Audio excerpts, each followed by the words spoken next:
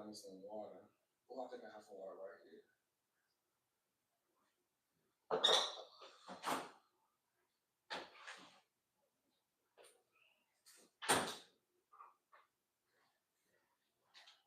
My blanket.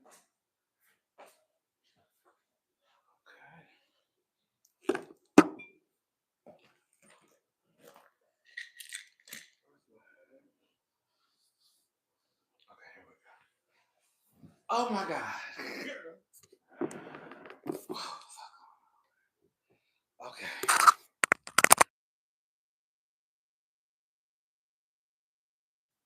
Can y'all hear me?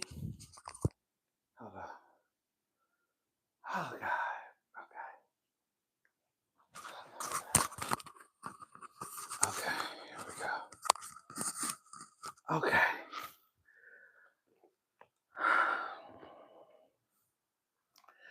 Hey y'all.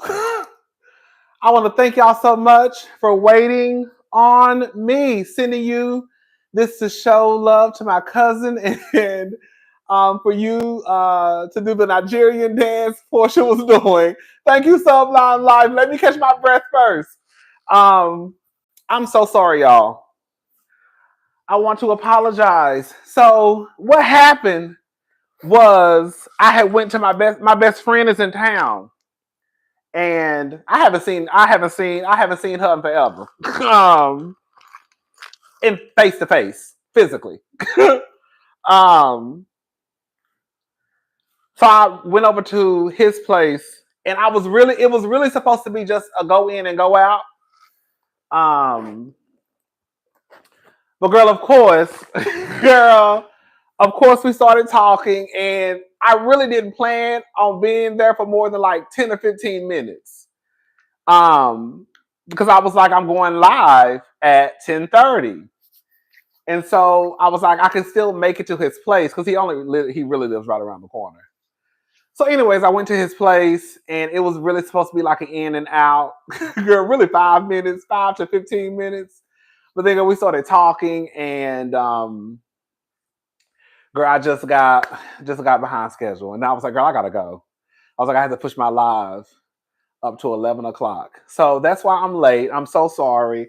I haven't seen him in forever. And we were just catching up, just having a little boy talk. You know how we do. But I hope everybody is doing fine. I wanted to just do a quick look live, Let me drink some water. Hold up, y'all.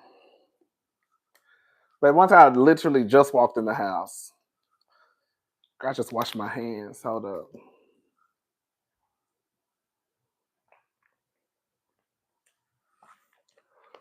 Okay. That feels so much better. All right, y'all. So, what's going on? I wanted to just run my mouth. So we're gonna talk about. We'll start off with Straw. I found you. So for those who don't know, Tyler Perry, he came out with a new movie, and it was with Taraji P. Henson and Sherry Shepherd, Tiana Taylor, and some other people. And I watched the movie, and I've already given my commentary on the movie. Well, it comes, the numbers are in, and girl, whether you hate the movie, love the movie, or don't give a damn about the movie, it says this is according to the Griot.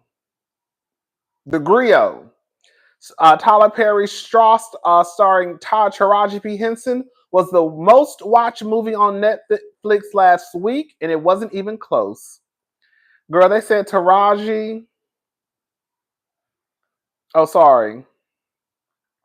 So they said they had 25 million views and over 4 million hours watched in just 2 days. And this is in comparison to, let me bring up their post. This is in comparison to the other numbers were Straw had over 25 million views. Now You See Me had 4.9 million. B Movie had 4.8. Megan had 3.8, and then it lists the top 10, and number 10, it had 2.5. So they had over 25.3, and number 2 was 4.9. And they also said that it was number 1 globally and number 1 in 81 countries. Thanks for the late night live helping me get through this third shift. Come on, third shift. Thank you, Bella. So, the people watch Straw. Like I said, I watched it, number 1 in 81 countries. Number 1 globally. 25 million views, over 45 million hours watched in just 2 days.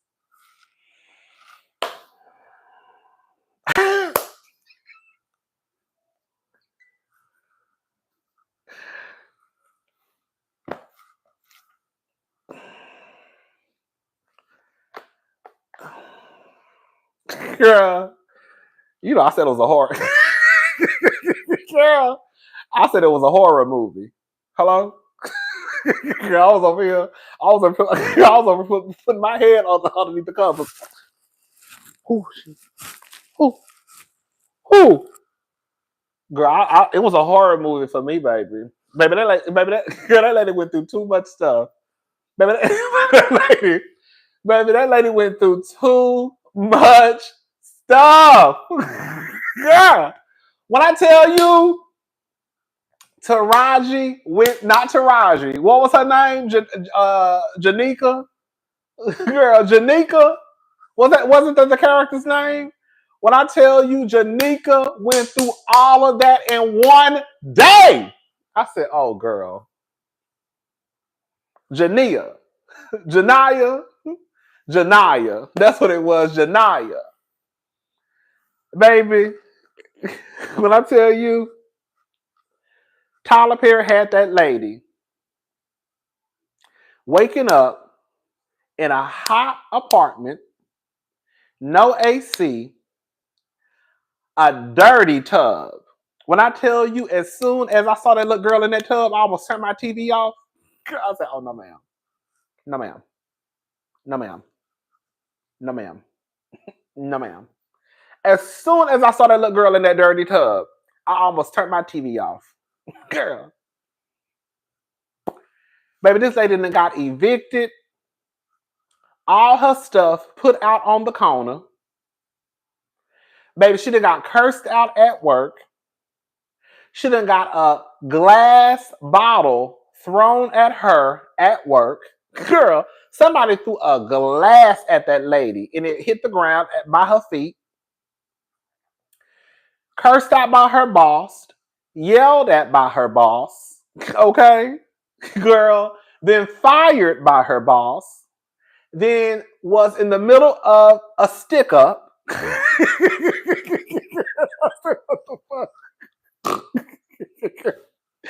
Was in the middle of a stick up. Girl had a gun pointed at her face. Girl. Then she turned around and then, girl, shot her boss. Then I think she shot the dude too. But that was, I guess, in self-defense, girl. Then she shot her boss. Then she went across the street to the bank after she got her check. Girl, because she didn't have direct deposit set up. Because she couldn't get the money out of her account because you got to have a certain amount of money to remain in your account for you to have access to the money. So she couldn't get the $40 out of the account to go take to her little girl because she had to have a certain dollar amount in her account to access the money. So then she went to the bank with the bloody check, pulled out the gun because the girl wouldn't cash her check because she didn't have no identification. Then the girl thought she was robbing the bank. And then she made everybody in the bank stay in the bank when the cops came. It was a mess. And the whole movie, Taraji was hot and sweaty. Did y'all notice that? Girl, even when they were complaining that it was cold in the bank, Taraji was still hot and sweaty. I said, baby, she needs to go to the hospital. She needs to go to the hospital. Because, baby, why is Taraji hot and sweaty this whole movie? She was hot and sweaty in her apartment. She was hot and sweaty at the cash register. She was hot and sweaty at the back of her job. She was hot and sweaty at the bank. She was hot and sweaty at the schoolhouse. Girl. And at the bank, they said it was freezing. And she was still hot and sweaty. I said, girl, why is this lady hot? Hair just dripping. Girl, I'm talking about drip, drop, drip, drippity, drop, drip, drop, drip, drippity. Shout out to Empire. I make the dance go drip, drop, drip, drippity, drop. Y'all remember drip, drop from Empire? Y'all remember that? Girl. I said, girl, this is a mess. But anyways, shout out to Tyler Perry. Shout out to Tyler Perry. Shout out to Taraji P. Henson. Shout out to Sherry Shepherd. Taraji is a great actress, so we're never really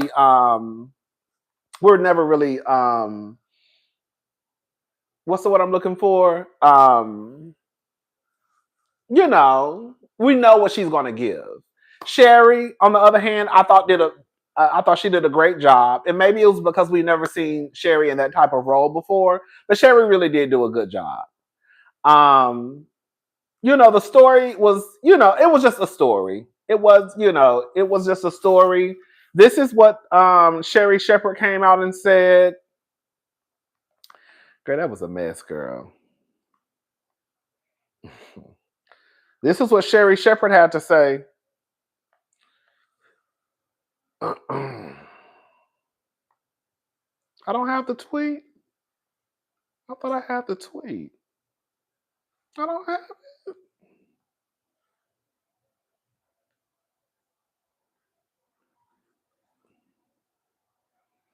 Oh, maybe I didn't send it to my phone. Hold up.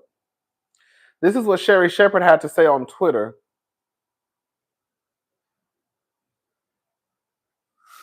Oh, yes, I do. Sherry Shepherd said Straw is still number 1 on Netflix in the US. Also remains number 1 in the UK, Canada, Australia, Ireland, Germany, Iceland, Italy, and almost all countries in Africa. Black stories work internationally. And this story is resonating with viewers worldwide. Black stories, baby, work internationally. Girl. That ain't my story, honey. I've been through some shit. God knows I've been through some shit. Girl. I ain't been through that type of shit. Okay. Girl, you know. Girl, I've had some good days. Okay. I've had some hills to climb. Okay. I've had some weary days. Yeah. And some sleepless nights. But when I look around, okay, yes, God, I won't complain, baby.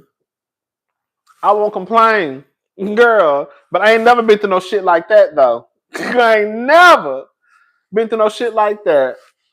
Okay, baby, that lady went through it, girl. You know what the gag was? And I didn't even finish the story. I didn't even finish the story. I didn't even finish the story. Girl, I didn't even finish the story. Girl, the gag was I told my little brother to watch it. He called and said, "Why Janaya baby daddy not on child support? And why her boss acting like Uncle Ruckus?"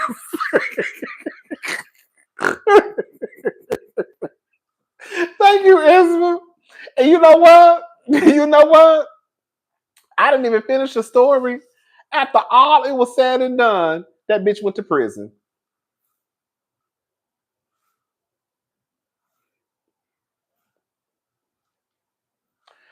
After all was said and done, she went to prison. And I said, "Oh, girl." I said, "Oh, girl."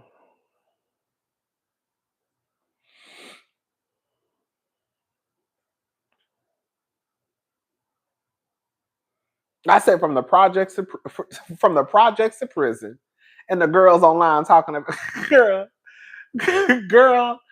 If I girl, the only way that woman she did not know that was a flat that was a thought, and that was just like I think that was just you know how they make you what do they call it when they make you feel like it happened like a dream. I don't that she didn't really die. No, that was like a dream that I think was that Sherry having that or Taraji. I think her daughter died. Her daughter died, but Taraji went to jail because Taraji technically killed somebody. She killed her boss. The other guy, I think she shot him. I think they were fighting over the gun, and I think she ended up shooting him. And I think that what probably would have been considered self defense, but she like straight up shot. She straight up shot Uncle Ruckus. Okay, she shot him, so she going to jail, and she robbed and she held up a bank.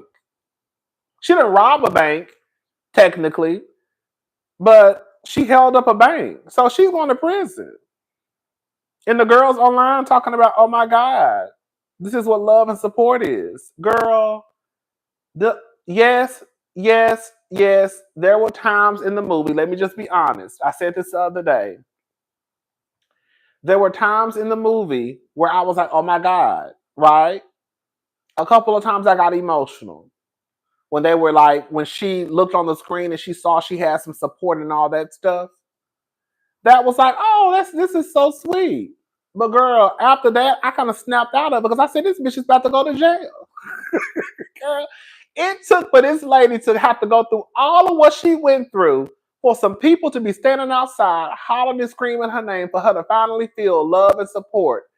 And, you know, like she had a village, but at the end of the day, she's still going to jail.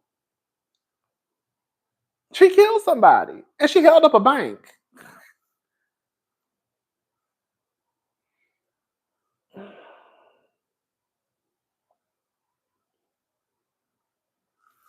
But anyways, Tyler Perry, you know, it is what it is. Tyler Perry already told y'all he gonna make the movies he want to make. He don't give a damn what none of us got to say. He is telling the stories of black women, and that's what the fuck it is. And either you're gonna watch, either you're not gonna watch, either you're gonna watch and complain, either you're not gonna watch and complain. But Tyler Perry said he gonna do what the hell he want to do. That's pretty much what he said. I mean, that's pretty much what he said. Anyways, y'all, let's go ahead and move on. Battery 100%. connected to. Baby. Rodney's mad good there. Let's get into Jennifer Williams, baby. Jennifer Williams, basketball wives star Jennifer Williams defends her marriage to Christian Gold. Leave I'm me. gonna defend. Sorry. Leave me the F alone. I'm happy. So this is what Jennifer Williams had to say about her marriage. So just take a listen.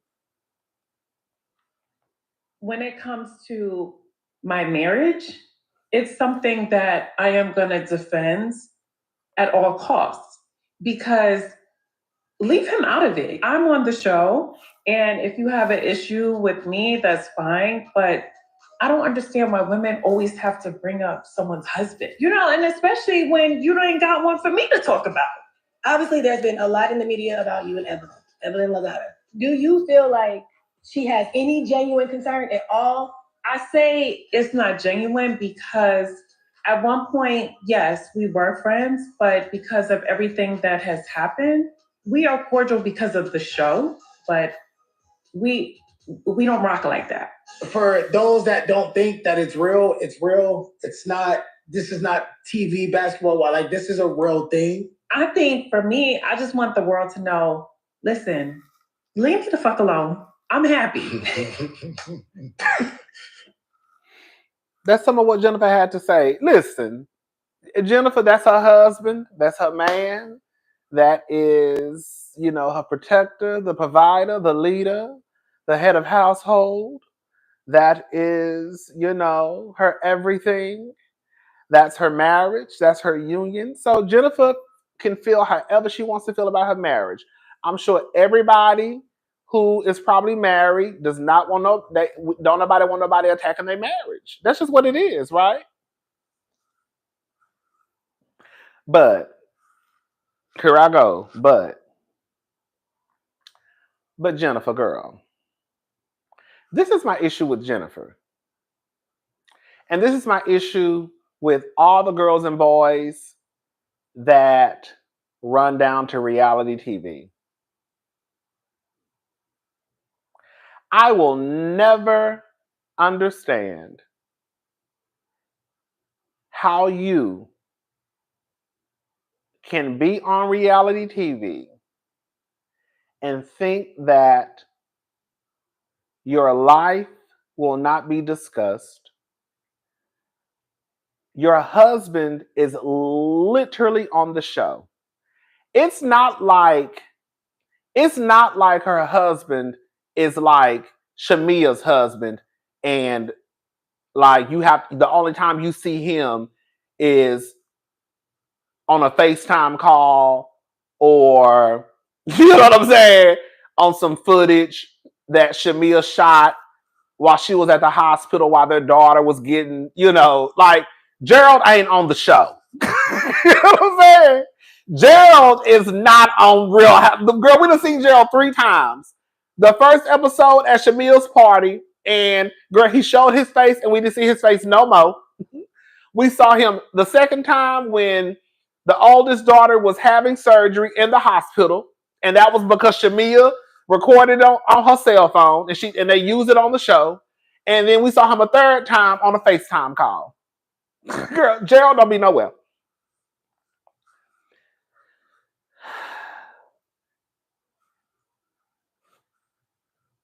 Christian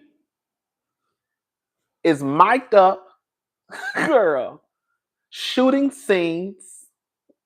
Girl, shooting full-blown scenes. Girl, not like, oh, I'm just popping in because I'm trying to support my wife because they said that the husband has to pop in like Gerald does.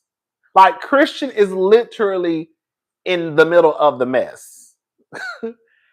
And Christian is in the middle of the mess because of the things that are attached to Christian's name.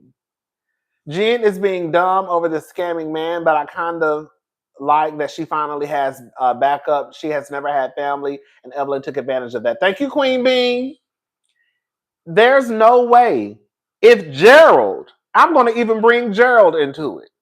If Gerald had some type of big scandal, Do y'all really think it would not be a part of the discussion on The Real Housewives of Atlanta? Even if Gerald does not shoot scenes. If they found out some tea about Gerald, you best to believe it. Somebody gonna talk about it. You cannot marry a man who has been to prison, they say, due to a plethora of things, and then they say he's allegedly a scammer, and then get on reality TV and think that people are not going to talk about it amongst the cast. That's weird to me. I think that if you want to be like Jennifer and you don't want your husband to be discussed, I think you just get off of reality TV. That's it. That's it. That's really it. That's really it.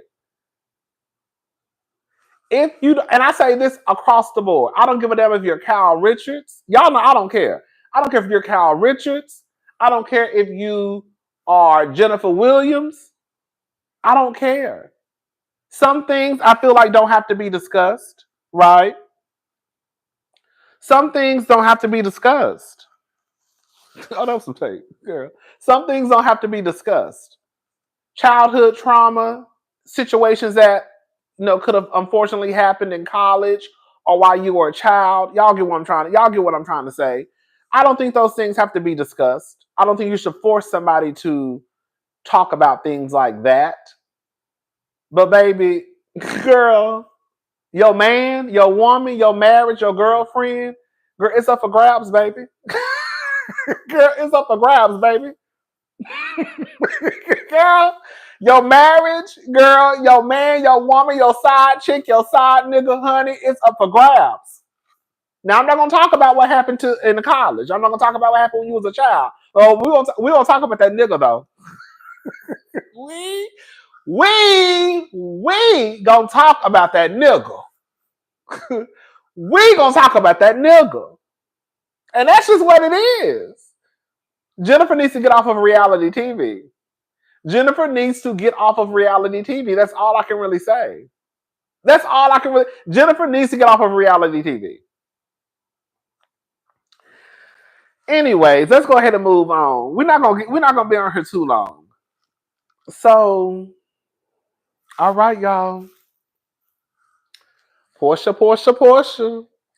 Shout out to Porsha and Simon. So, the other day, I was online and I saw people saying that the prenup would be enforced. Now, let me just tell you how I was looking for the information. I didn't see anyone post this. The people that I heard, they say initially reported it was Media Takeout. Shout out to Media Takeout. But then I think it was the next day, because this was like late at night. I think it was like when I woke up the next day. I think that Us Weekly had reported, and then the Breakfast Club, and then when I went and looked today, Essence had reported on it too. And then like the Ricky Smiley, was it Ricky Smiley morning show? Yeah. But I was waiting for like the TMZs, the E! News, I was waiting for like, no shade, just a few more people to report. Some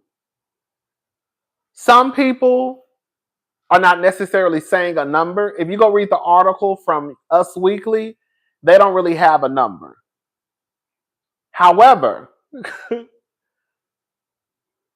Ricky Smiley morning show, I think Essence, they have reported that Porsha Williams is set to receive $40,000 a month in spousal support for 15 months. Hello?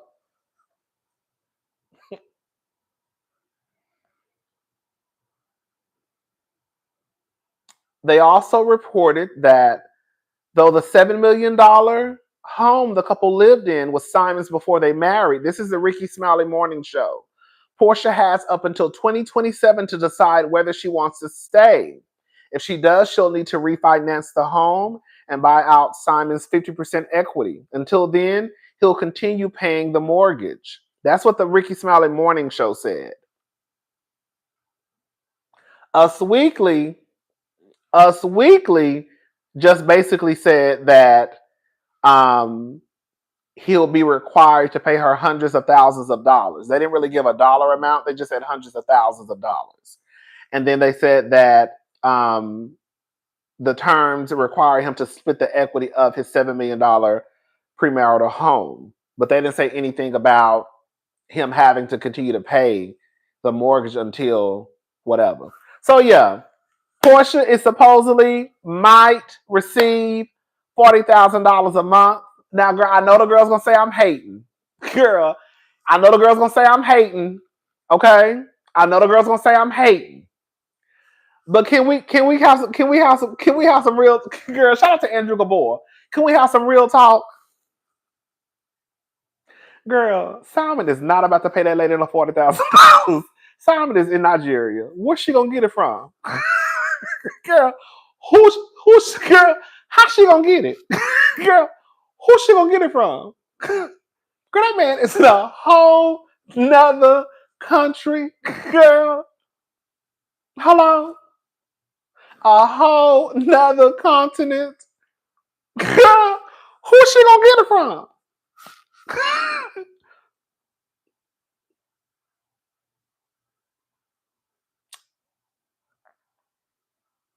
So if the reports are true of her receiving $40,000, shout out to Porsha. You know, she got a little access to the money. That's a little extra income, right? How much it'll be after taxes, I don't know. But, you know, shout out to Porsha. But I don't think she gonna get it. Girl, that man is in Nigeria. If anything, she should have been wanting his ass to stay in the United States of America to get her goddamn money. Also, girl, listen to this, baby. Listen to this. It got out how much Porsha makes. Let me just start off by saying this. I was not surprised. We about to get into an argument. I'm not changing my mind. I'm going to say what I'm going to say, and it is what it is. I ain't changing. So Porsha's salary was released. Again, I was not surprised about how much money she made. Just take a listen. It's kind of, you have to just listen. The parties began dating early 2021, in the spring of 2021. Sorry. Basically, some of the, what is it called when you go? Not the trial. It's not a trial. The hearing, the divorce hearing, some of it leaked. And so this is some of the audio that was leaked, okay?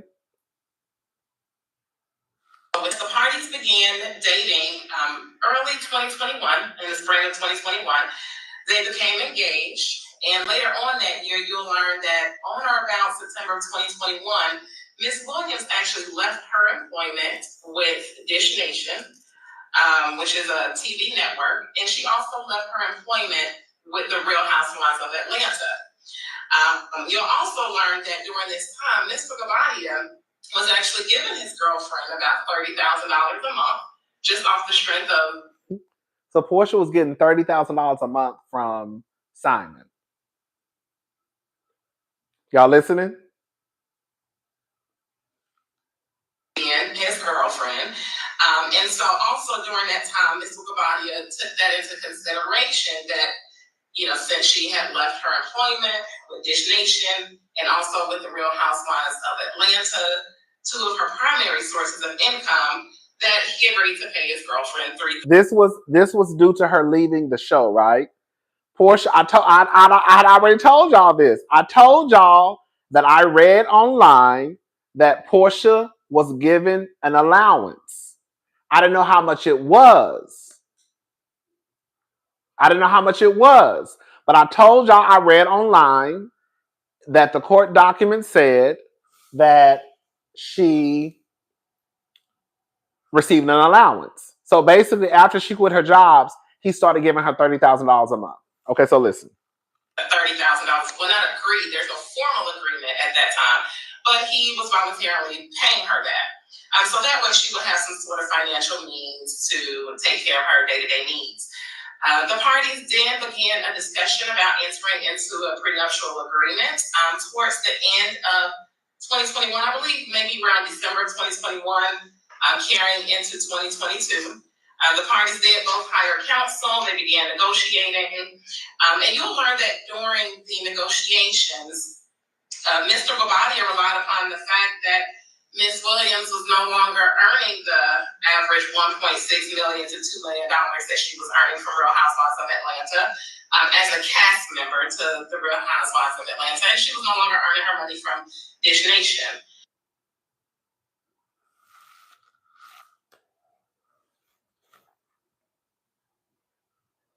Y'all heard that?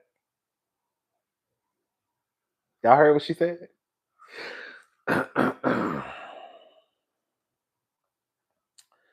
Porsha was making $1.6 million to $2 million a season from being on the Real Housewives of Atlanta. That's not even counting the Dish Nation, I believe. From what I took it sounds like she was saying that was just the Atlanta money. That's how I took it.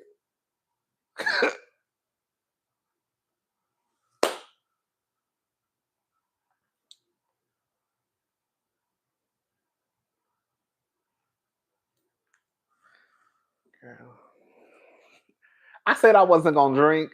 Girl, I've been looking at this drink sitting here for the last 37 minutes. I said I wasn't gonna drink, but I need a drink because I'm about to get pissed off. Hold up.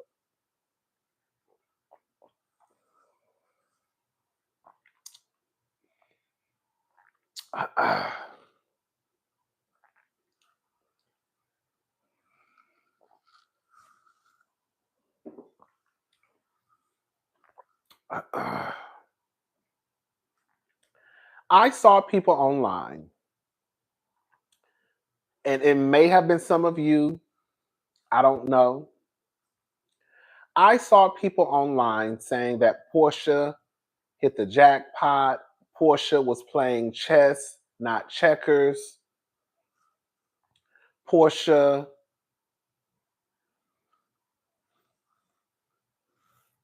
did the damn thing.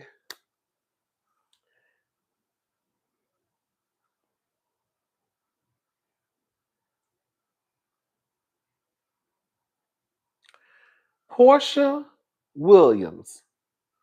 I'm gonna be honest with y'all. I thought that Porsha was making about 1.5 million. I did. So when I heard the 1.6 to 2, I was like, oh, okay. I was off, but I was like, okay, I could see it. But I always thought Porsha was up there getting coin. Porsha is just dumb. Porsha was getting the money for 6 months worth of work. Who in Porsha's ear advising her on these decisions? Another failed scheme to secure the bag. Porsha has it on her own. Thank you, Feel Good. Thank you so much. We about to get it. We about to break the shit down. We about to break it down. We about to break it down. We about to break it down. I always thought Porsha made about 1.5. I know that the girls on Atlanta make a cute coin. I'm just gonna go ahead and say it. I believe that if Kenya wouldn't have got fired, Kenya probably was the highest paid. She really fucked around and said it on her confessionals video. I think Porsha and Kenya were the highest paid now that Candy is gone. Now that Candy is gone,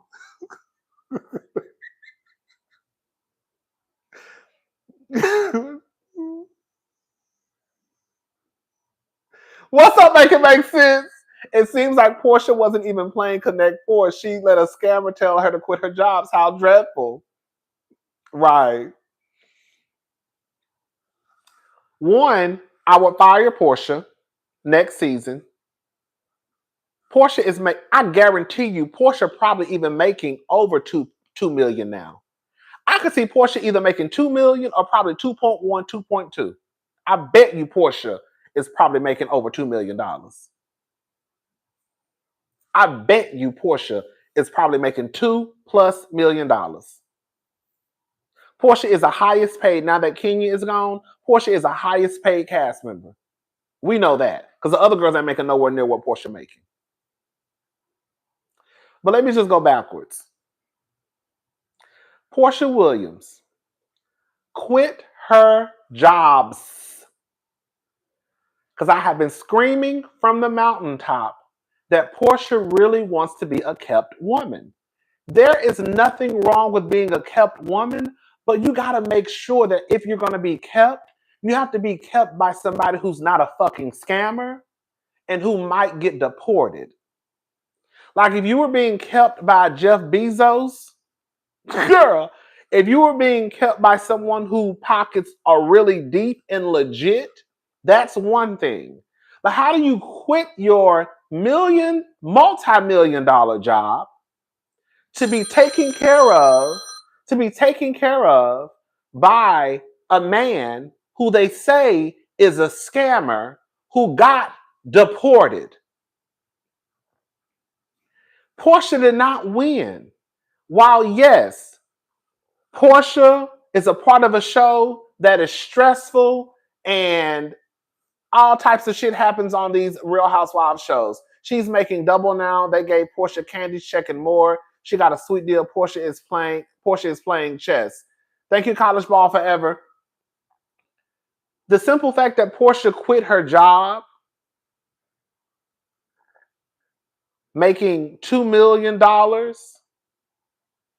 $30,000 a month from a scammer, and now they say she's set to receive allegedly $40,000 for only up to 15 months, but he has now been deported to Nigeria.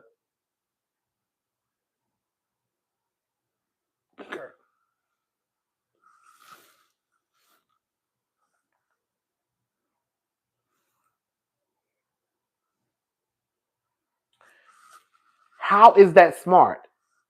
Y'all know I don't see it for Porsha, but I have always said Porsha was on her way to being the face of Atlanta. I have always said this. I don't see it for Peach Juice. Y'all know I don't, but I'm not no hater either. Porsha was on her way to being the face of Bravo. Andy loves Porsha. The fans love Porsha. The production team love Porsha. They love Porsha. So for Porsha to give up all of that, she came back to it. Now, how it's going to work out for her next season, I don't know. Because I really could see Atlanta going on pause next season or after this season. I can see them going on pause again. Okay? I can see them going on pause again.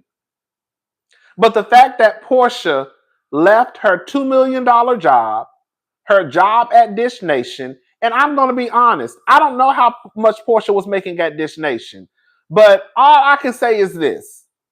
In my head, the way it worked in my head, if Funky, Dineva, excuse me, and Claudia Jordan, and what was the other nigga name? The light-skinned nigga. Al. I was going to say Alan. Al were making $250,000. Then in my head, Porsha was probably making more than that because this bitch is on a motherfucking television. You know what I'm saying? If they was making $250, then how much was Porsha making on Dish Nation?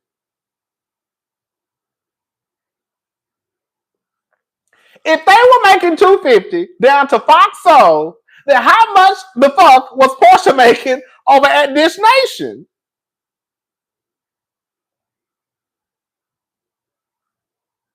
And Porsha was on TV.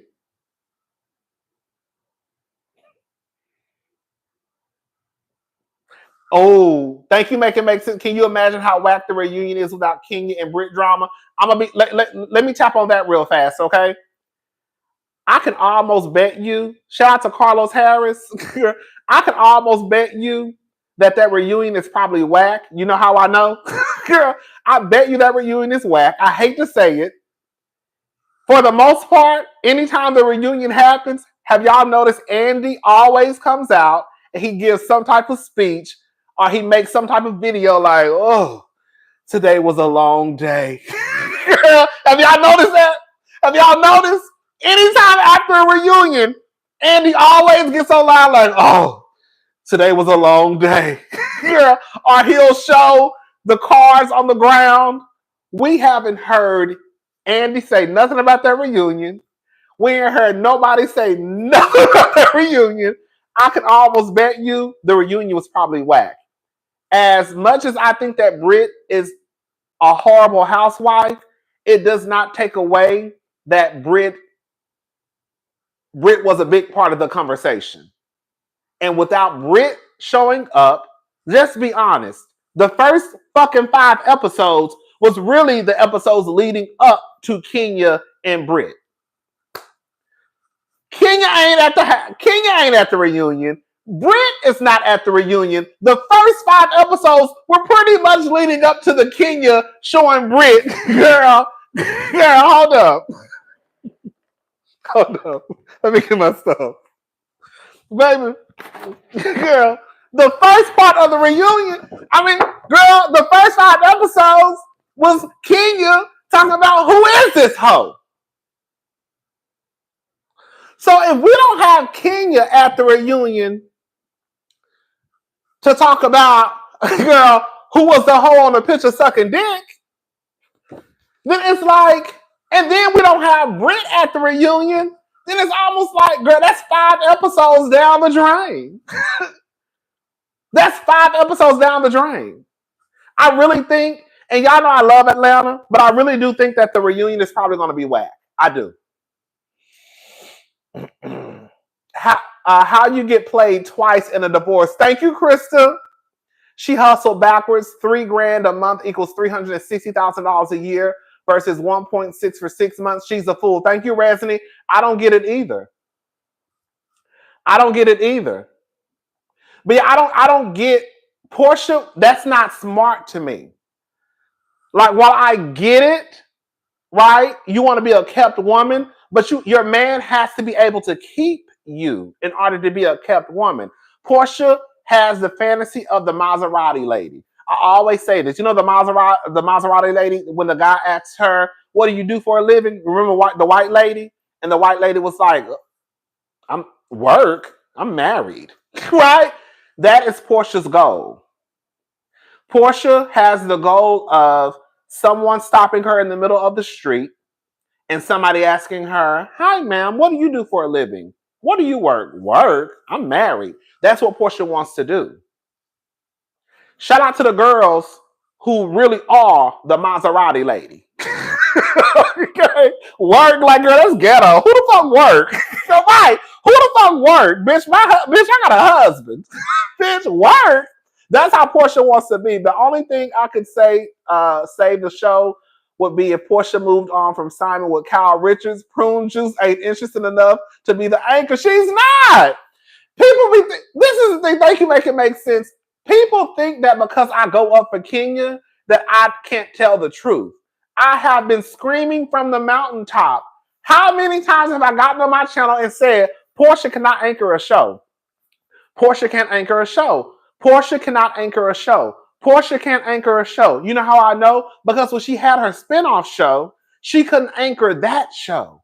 So if Porsha can't anchor a show that literally has her name in the title, Porsha Family Matters, then how is she going to come back to a show with 6, 7, 8 different personalities and be in charge of the girls? She couldn't even be in charge of the people on her own spinoff show. People hated Porsha and then loved Dennis. I said that so many times. And people are like, oh, you just saying that because you don't like Porsha. You just saying that because you like Kenya. You just saying that because you hate. Girl, I'm telling y'all, Porsha cannot anchor a show. And that's not necessarily a bad thing. That's not necessarily a bad thing. It's not. Because I'm going to be honest with y'all. Bitch, I don't have to anchor a show if I'm getting paid $2 million a season. Bitch, I don't have to. Lift this up. Let me tell you something. I don't have to be the head bitch. Be very clear. Be very clear. Bitch, girl, I don't have to be the head bitch in charge. If I'm making $2 million, 1.6 to 2 million a season, I ain't got to be in charge of nobody. I can follow directions, girl. I can follow instructions. I don't have to be the chief. I don't have to. Girl, I make $2 million a season. Girl, I'm good. I show up to work, cuss a bitch out every now and again, get into an argument, go out for drinks, argue with a bitch. Girl, I go home. That's it. That's what I do. That's what I do. That's what I do. That's what I do. Girl. So you don't run the show, girl? I don't have to run the show, girl. My check is good. My check is lovely. Girl, I don't want to run the show. I'm good. I'm okay. I would have Kenya in the cut ready to come out. They knew the fans wanted Kenya at the reunion. A new production company is needed to save RHOA. I believe so too. I just hate that the reunion is probably going to be a mess. I really hate it. But at this point, it's what are you gonna do? Porsha did not talk about her marriage. We know the beef between Porsha and Drew was fake because Porsha made it up. Drew already came out a few weeks ago in an interview and said that Porsha already knew that her and Dennis were working together. Drew said that there were a couple of times she would be in the studio and Porsha would call Dennis' phone and she would say, "Hey, girl." That's why, girl, y'all need to start listening to me. I be telling y'all this stuff, girl. That's why when they were at the dinner table and Shamia played her song, because Drew said that Porsha had already heard a couple of her songs. When Shamia played her song, I said what? I said, how the fuck will Porsha know that? Why would Porsha think that that's Drew's song when she don't even know how Drew sounds? She would have to know how Drew sounds for her to even think that that's Drew on the tape. Did I not say that? We don't even know how Drew sounds. I said, we don't even know how Drew sounds. We don't know how Shamia sounds, but she knows how Shamia sounds because that's her best friend and they used to sing together. So she knows Shamia's voice. She doesn't know Drew's voice. So why would she say that's Drew on the tape when you don't know how Drew sounds? Oh, you do know how Drew sounds because, girl, you already listened to some of her songs. Hey, cousin, did y'all talk about what Don Juan said about Britt suing and not coming to the reunion because she walked around butt naked in front of production? Baby, I saw that today online. I had never heard. I heard that today online for the first time. Girl, the people are saying that. Girl, let me just say this. Allegedly, Bang Bang, the last episode when she had her boobs out, they said Bang Bang got completely butt ass naked. I don't know if that's true. I was not there. I don't know. But that's what the people are saying. But yeah, back to Porsha though. Porsha really quit her job making that amount of money to go receive an allowance from a man of it's not only because $30,000 is a lot of fucking money, be very clear. But what I'm saying in comparison to what she was making, she quit her $1.6 to $2 million job a season to go make $30,000 from her scamming ass husband just for her to go back to the same job.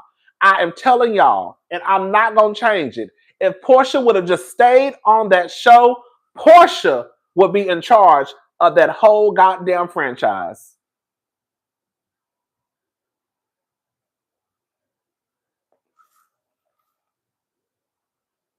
She would.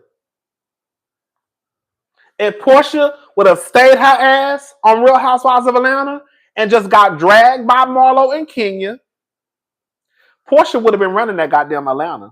Porsha would have had her own spinoff show.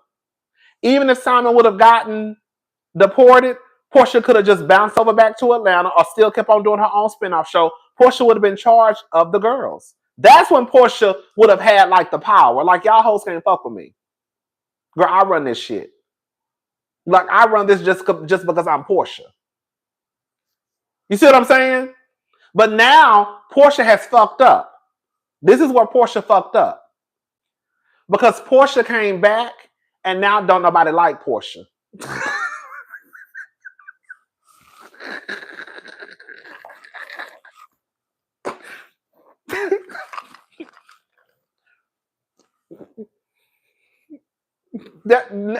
Now Porsha comes back and now the viewers don't even like Porsha.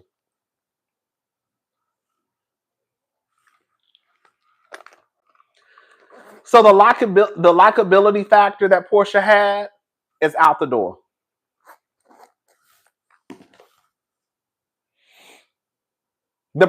I don't know if y'all realize the protection that she received from production.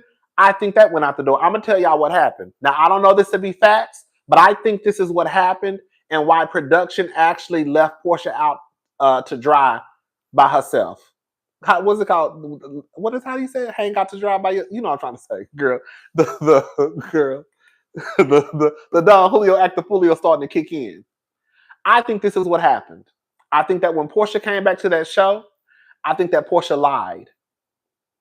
Because when Porsha came back, when Porsha made the announcement, this is what Porsha said when she made the announcement. Hold up. Do I still have it? Maybe I deleted it. Oh, no, I didn't. This is what Porsha said.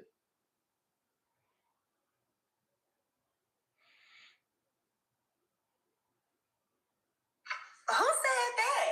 Porsha Williams coming back to Real Housewives of Atlanta? That's false. But Porsha Guobadia is in the building.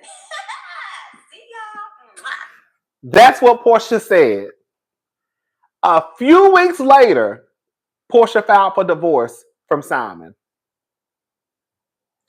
Andy Cohen came out and he said that I'm not going to say he said they. I'm going to say he said he. I think he said he, but he probably said they. But he said that he was not aware that Porsha was going through a divorce. He thought that Porsha was still going to be married to Simon. That's what Andy said. I heard him say it out of his own goddamn mouth. So I feel, this is what I feel. I feel like Porsha knew she was about to leave Simon and she needed to go back to her job. Okay, I don't blame her. But I think that when she walked in, I think she told a motherfucking lie. And I think that's why Porsha was so stressed out, because at that point, they were trying to bring the wealth and the fabulosity to Atlanta. Right? So Porsha needed the house, the car to give what Shamia was going to be giving. But then when the divorce happened and Simon was putting his foot on Porsha's neck, Porsha couldn't film in the house. That's why Porsha said he's interfering with my work, because that was a part of the assignment, was to show the house, the cars, the kitchen. You see what I'm saying? Girl, y'all know, I'm telling y'all gotta keep up. Y'all gotta keep up. So Porsha knew she was about to leave Simon. That's why she ran back to Bravo. I don't think that Bravo nor production knew that she was really about to file for divorce. So she files for divorce, but in her filing for divorce, Simon also threw a wrench in the plan, because now Porsha can't film in the house. She really can't film in the Rolls Royce. And it fucked her up. So I think production got pissed off. This is what I'm thinking. I think production got pissed off because, girl, you said you was coming back as Porsha Guobadia. That's what you said. You said you were coming back as Porsha Guobadia. But girl, you coming back as Porsha Williams. Girl, you getting a divorce? But you said in your announcement when you went down to the Instagram that you were coming back as Porsha Guobadia. But the fact is, you're coming back as Porsha Williams. So I think that's when production got pissed off. And then when you look at what Porsha is giving us this season, which is nothing, I think that production said, fuck it, let the cards fall where they fall. If they hate Porsha, they hate Porsha. And I think that they basically just put it out there. She ain't got shit going on. This is what she said. She looked crazy. We're not protecting her. I literally really think that's what happened. I swear to God. And I'm not changing my, I really think that's what happened. And so now Porsha is in this position where the beloved Porsha has now fallen from grace. Because Porsha was always liked. Porsha was always a fan favorite, right? Andy always loved Porsha. Production always loved and protected Porsha. And now she comes back to return to the show, and her return is a big, complete flop.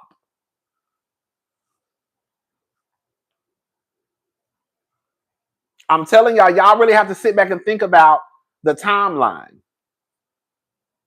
And now her lies are catching up to her. That's literally what's happening.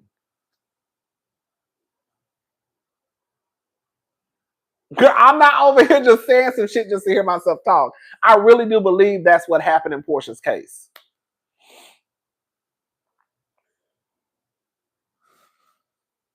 So now let's listen to this. Let's listen to this. Girl, the judge low key. Girl, no shade though. The judge low key gagged Simon a little bit. Listen to this audio. This is the second audio I wanted to play from the clip that was leaked from the court hearing. So listen to this. Okay. And you were probably going to be on it as well, right? She talked to you about that. We never discussed it. But it didn't come out of the blue. You knew that it was something that she didn't consider. I disagree with that analogy. She's never expressed that she wanted to go back on the show. She was spoken to about the show over the course of our being together before we got married and after we got married. The details of it, I was never privy to. Okay, but your lawyer made it an opening in previous hearings that you signed this prenuptial agreement because she was going to stop working and be dependent on you. That's correct. But that wasn't the case because you all did a show together as husband and wife. Great gag. I'm not gonna lie, girl. I was like, oh, girl, I didn't even think, girl. He just gagged Simon. So basically, what he's saying is, Porsha is a dummy. I'm gonna go ahead and say it. This is why I need a Patreon. I'm sorry, Porsha is not. I don't want to call nobody dumb. Porsha is not a smart girl. I'm sorry, girl. You really quit your $2 million job to receive $30,000 a month. I'm sorry, girl. An easy job, not an easy job, but you were being paid for your stress. It's not like Porsha was over there, girl, making girl, because we're gonna be honest, and we're just gonna put the shit. Let's just put the shit out there since we're talking, girl. From what Winter from Love and Marriage DC said, I was on my way to Atlanta, Miami, DC, somewhere.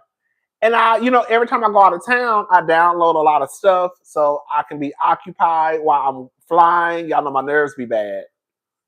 And I remember I downloaded the interview with, shout out to Jamie. Jamie, that's me. Bondi Blue, shout out to Bondi. And I think her name is Niecy. Shout out to Niecy. I think that's her name. And I downloaded the interview, and I'm gonna just watch this on the plane. And girl, Winter from Love and Marriage DC said that they was getting paid $250 up to, I think she said $2,500. And Monique, their first season, was the highest paid. Winter said on Bundy, Jamie, and Niecy, girl, that on Love and Marriage DC, they were getting paid anywhere from $250 up to $2,500. And you got motherfucking Porsha Williams over on Bravo making $2 million a season. Now, I know they didn't start making that money out at the beginning, but what I'm talking about is now. You got Porsha making $2 million and ain't doing shit for that $2 million.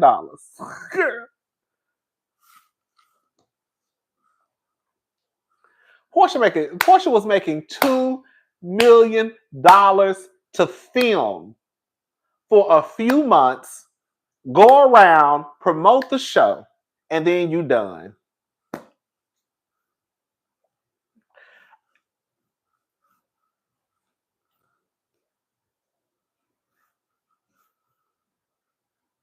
Girl, you literally got paid to go on vacation. Now, it was with some bitches who you probably didn't like. You know what I'm saying? It was with some bitches who you probably didn't like because, you know, she ain't like Kenya. Yeah, at one point she ain't like Nene. But the fact of the matter is, girl, you're paid to go on vacation. You're paid to go on trips. You're paid to go out of town. You know, you promote the show, and girl, you get $2 million? Bitch, sign me the fuck up. Bitch, the way I be on TV arguing with these punks. Fuck you, you motherfucking punk. Girl, for $2 million, girl, we gonna curse each other out.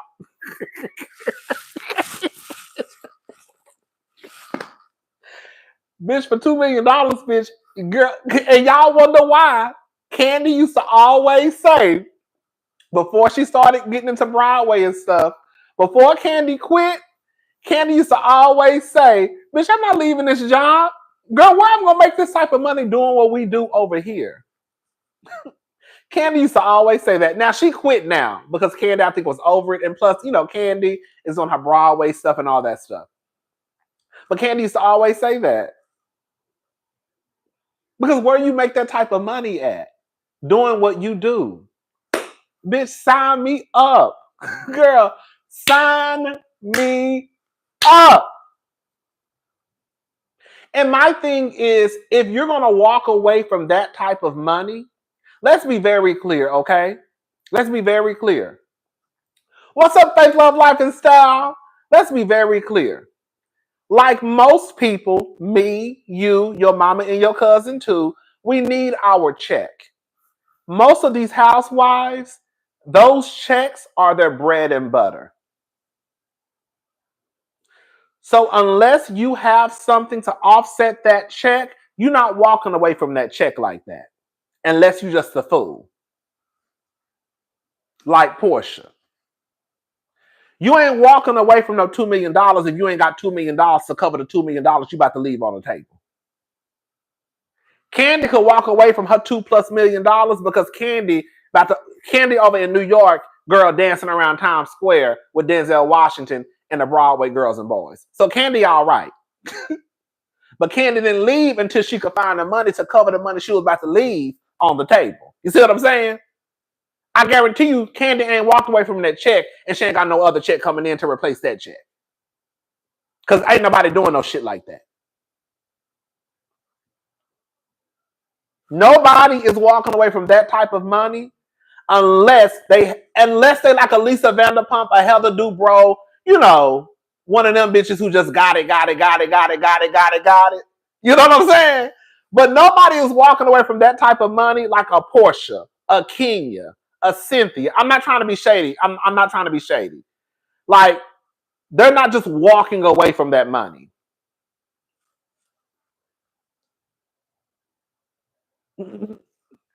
Kenya, girl, Kenya, when Kenya did this, girl, they pushed Kenya out the door. But Kenya just didn't quit that job. Be very clear. Okay? I don't care what she say. But Kenya just ain't walked out that door.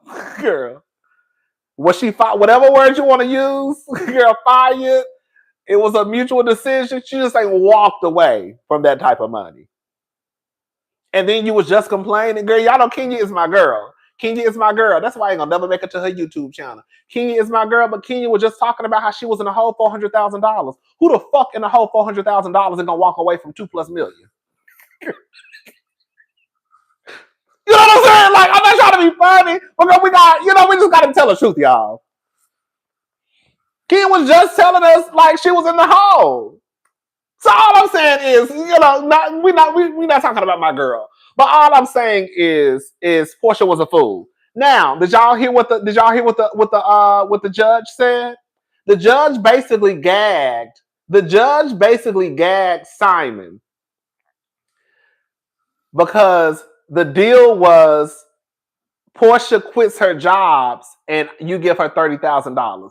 Girl, y'all know I'm gonna talk about Porsha next week on my review. No, tomorrow, Sunday. Y'all know I'm gonna talk about this again. So Porsha quit her $2 million. Porsha quit her $2 million job a season to receive a $30,000 allowance from Simon. But then the judge basically told Simon, "But you went back and did another reality TV show." Did y'all catch that? So basically, if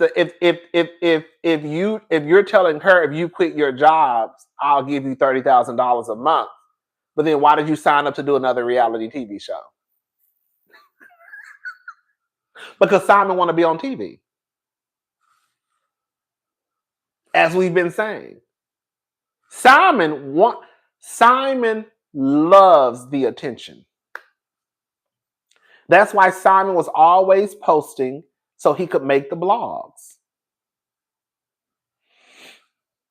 But he was basically saying they wasn't husband and wife though.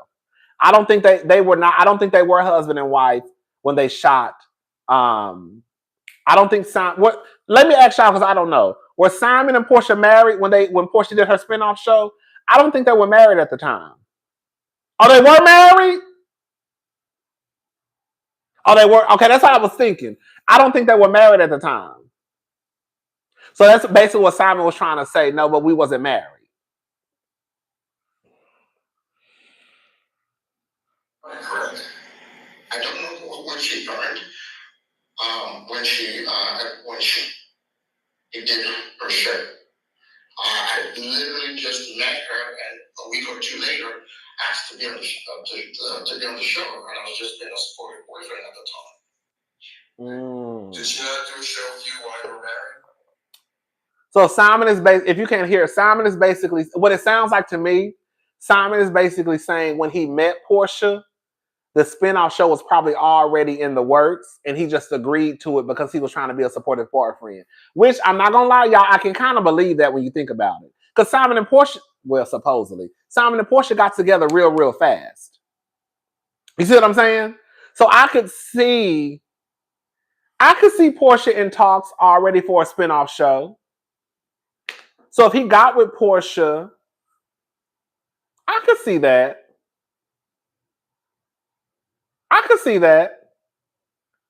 If he got with Porsha and Porsha was already probably in talks about a spinoff show, probably not necessarily surrounding Simon and her family. I don't know. No. Okay. All right. Your lawyer said, I think I covered that. Your Honor, just for clarity, shift forward to change the circumstances. Your lawyer said that your company has had a change. In November of 2024, isn't it true you terminated all employees at Simcoe? Let's get to the point where he talk about his income. Hold up, y'all. So y'all can hear what Simon makes. What Simon was making a month.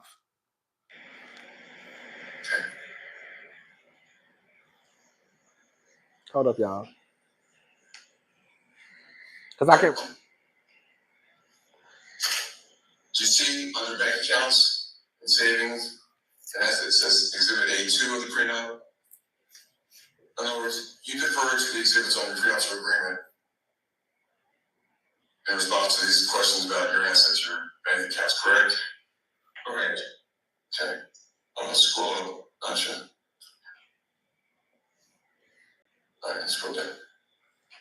And your total gross income at the time that you reported was $253,000. per month, correct? So girl, Simon was basically making $253,000 a month.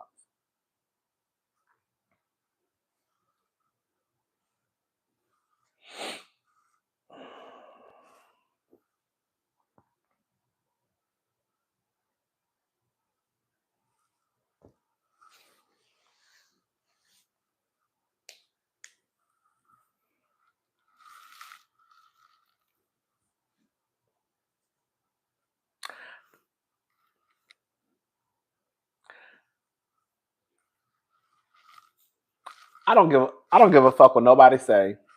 I don't care how you want to slice it and dice it.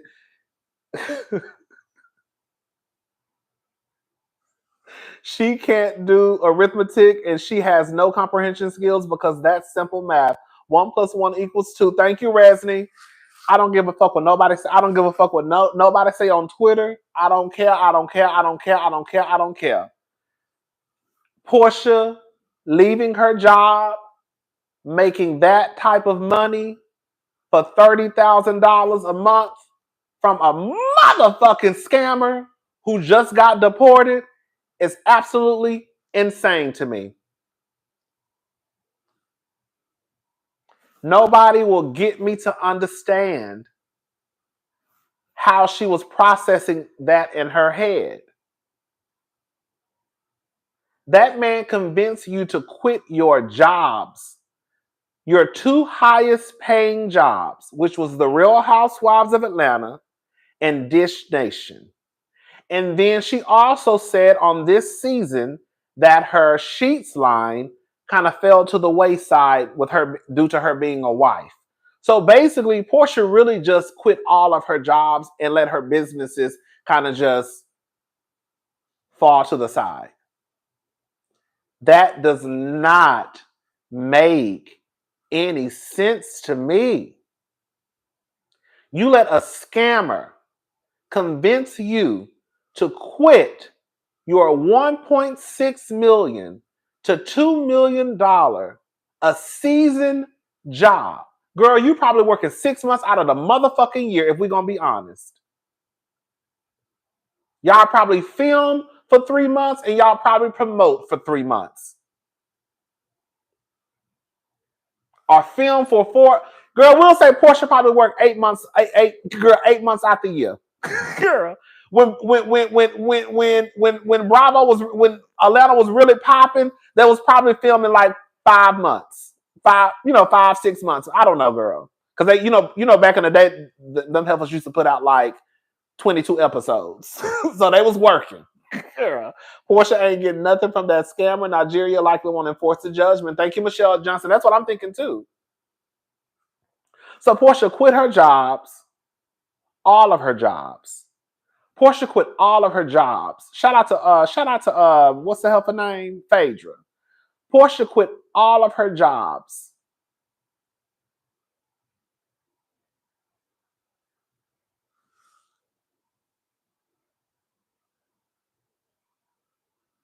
No, she did accept the allowance. She did. Let me be very clear. Simon didn't force her to quit. Porsha wanted to quit. Porsha accepted the $30,000 because Porsha wants to be a kept woman. But how it's working in my head, if you want to be a kept woman to Jeff Bezos or Byron Allen or Tyler Perry, then girl, go for what you know, because that's good, honest, legit money. Okay?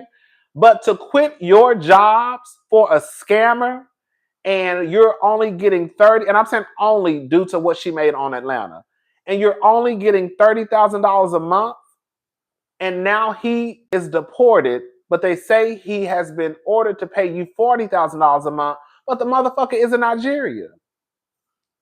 Girl. And then you have to run back to your job when you should have just stayed there in the first goddamn place. But what it was, this is another thing too. What it was Porsha was too busy trying to compete with Shamia. Shimmy, shimmy, Cocoa Puff. Girl, because Porsha said Shamia ain't gonna be the only one out here half-ass working. Because that look, girl, no shade to Shamia. That little job that Shamia worked down to the radio station ain't doing nothing for their lifestyle. I'm not trying to be. I mean, I would take the job at the radio station, but what I'm saying is, I'm not downing what Shamia does. I'm not downing working at a radio station because I would work there. But what I'm saying is, based off of Shamia's lifestyle and that museum that they live in and that fucking $500,000 car, that little chump change that Shamia bringing in from that radio station ain't doing nothing around that house. God bet you that money don't even pay that fucking light bill for that big ass house they live in. Girl. The house don't even have a fucking address. But all I'm saying is, Porsha said, girl, she ain't gonna be the only one around here, girl, half-ass working. Girl, I ain't working either. If Shamia ain't gotta work and she can be, halfway a kept woman and she got a rich husband, then I'm gonna get a rich husband too. Girl, that's gas money for her car. Exactly. That's all I'm saying. That's all I'm saying. I'm not down on her job. I'm just saying based off of their lifestyle, that job ain't shit. That job ain't doing nothing for Shamia and Gerald. I guarantee you. I guarantee you the money that she makes at that radio station ain't doing nothing for their lifestyle. Not in a $9 million house. Y'all saw that big ass house? That big ass yard? Shamia might pay the light bill and that's it. And her whole check is probably going towards the light bill, the electricity. Okay? Girl, that job is just for snacks. Right, girl. That's a snack money. Right. Girl, that's just some snack money. Girl, she probably put that money, girl, she probably give that money to Shiloh and what's the girl, the other little girl. Girl, that money ain't doing shit for that lifestyle. I guarantee you. Anyway, Shamia probably doing that because that's what she likes to do. You know what I'm saying? That's what she loves to do. She loves doing it. So she's probably doing it out of, the fact that she loves it. But as far as a lifestyle, that money ain't doing nothing for that lifestyle at all. And we're not going to act like Shamia is Beyonce and she's just touring around the world and selling out stadiums. You know what I'm saying? Shamia got one song. No shade. It sounds like I'm reading, but I'm not reading. Girl, Shamia got one song. Girl. Okay. So anyways, but no. Shout out to Porsha though. Shout out to Porsha. My phone. Okay. Shout out to Porsha. I think Porsha is a fool. I think Porsha gonna forever be a fool. I think she should be embarrassed. Like I always said, I figured that Porsha made about 1.5. So when I heard the 1.6 to 2 million, I was like, oh, okay, that sounds about right. But then when I heard that girl, she traded that in for $30,000 a month, I said, oh, girl.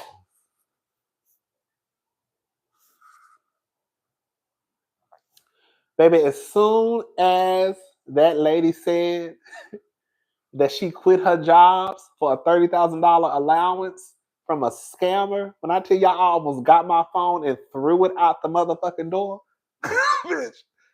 The allowance wasn't even on the same level as your paycheck. For one job, she's a fool. For me, yeah, she'll do the 30 grand, but for her, just silly. Right, for me, no, that's on some real shit. No, for me, I'm gonna take that $30,000, bitch. I'm gonna live my best life. Be very clear. No. Right. For me, I'm gonna take that 30. I'm taking that 30,000. Okay, be very fucking clear. But bitch, I'm not making on $2 million either. So I'm taking a 30. Okay.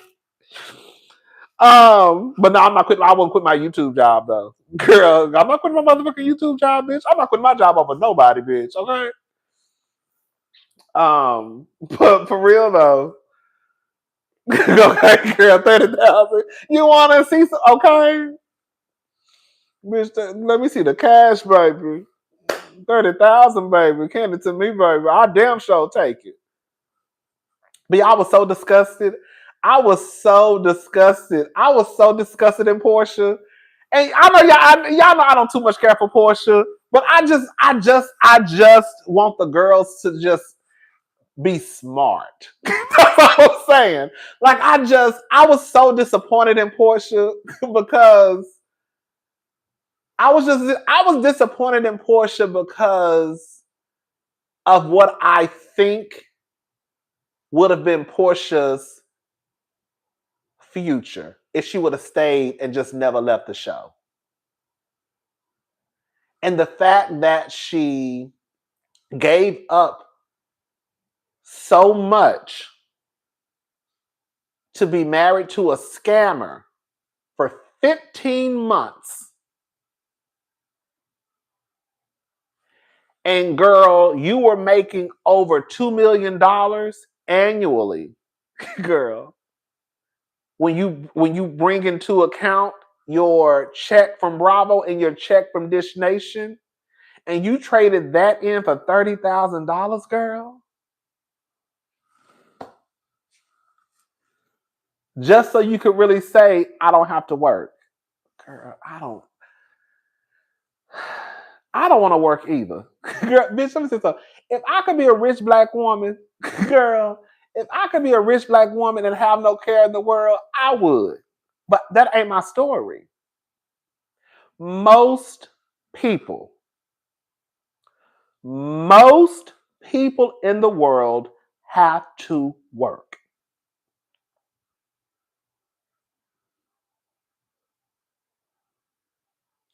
Most people in the world have to work. Now, what that work consists of, whether it is clocking in at the grocery store or selling a little puss on the side, selling a little ass on the side, whatever the work is, you gonna have to work. You got the girls who probably ain't even really got to work no more. Still, you got Beyonce girl running around here, girl, got everybody dressed up as cowboys and Indians, baby. And Beyonce really ain't probably can sit her that ass down for the next 10, 15 years and be all right. Girl. And Beyonce still working. So if Beyonce gonna get her ass up and go to work, bitch, we getting up and going to work too.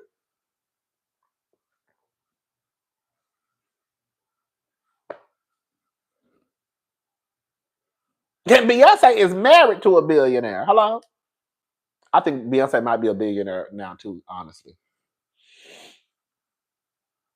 And bitch, don't nobody want girl. Look, what I told y'all the other day. What did I just tell y'all the other day? I told y'all them hoes got me for $815 down the price line, bitch. And I told y'all I'm gonna be putting out 3 to 4 videos every day. I need y'all to watch all my videos. Girl, do y'all really think I want to be down here, girl, talking about people 3 and 4 times a day? No, but I ain't got no fucking choice. Okay. Bitch, I gotta pay for that fucking hotel room that I didn't even fucking stay in. Okay? Girl, a bitch gotta do what a bitch gotta do. Shit. Now I gotta be down here all day talking about people. Shit.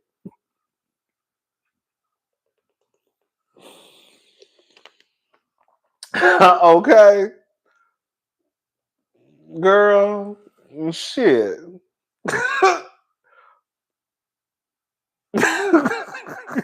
Anyways, but yeah, I was just like, ooh, Porsha girl. I was like, ooh, Porsha girl. Mm-mm. Mm-mm. Mm-mm. I ain't gonna, girl, mm-mm. I would never, I'm sorry, y'all. That's just not smart to me. It's just not. That's just not smart to me. That's just not smart to me. Let me just say this, if, girl, and I'm gonna try to throw Porsha a bone. Let me throw Porsha a bone real fast. If Porsha was gonna quit her job, Porsha should have made sure that Simon could match what the fuck she wasn't gonna be bringing in no more.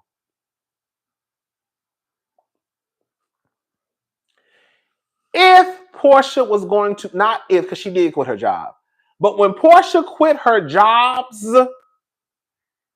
Porsha should have told Simon, you gonna have to match whatever I'm not bringing in no more.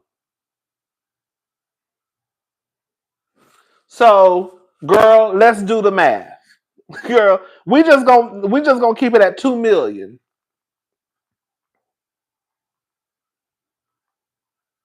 Off the rip, you're gonna have to give me $166,000.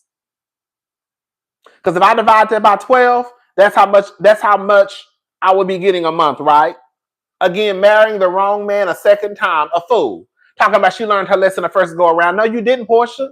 That's why I said, when Porsha said she learned her lesson the first time, I said, no, she didn't. She's still doing stupid shit. Off the rip, you're going to have to give me $166,000. And then, when I bring in my check from Dish Nation, you're going to have to give me that too. You're going to have to match it, baby. You think I'm about to give up that money for $30,000? No. I could just go to work. I can just go shoot this show. It's not like I'm new to the fucking show. Girl, I already know what to do. I'm just gonna go to shoot the show, then girl, come back home. And you're gonna shoot the show with me because you want to be on TV because you thirsty for the camera. But I'm not walking away from basically, girl, $170,000 from one employer. Bitch. Girl, y'all need to be Porsha. Girl, yeah, Porsha. Girl, you take down $166,000 motherfucking dollars. Girl, for $30,000. Bitch, you ain't gonna never. Girl, you turned down $166,000. And that ain't even count what you was bringing in from Dish Nation for $30,000. And y'all on the motherfucking internet talking about Porsha playing checkers, not chess, not checkers. Girl, what?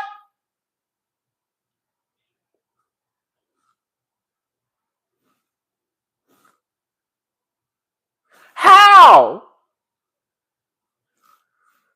Bang Bang had a better scam than P. She was right. Y'all ain't gonna ever make that make sense to me.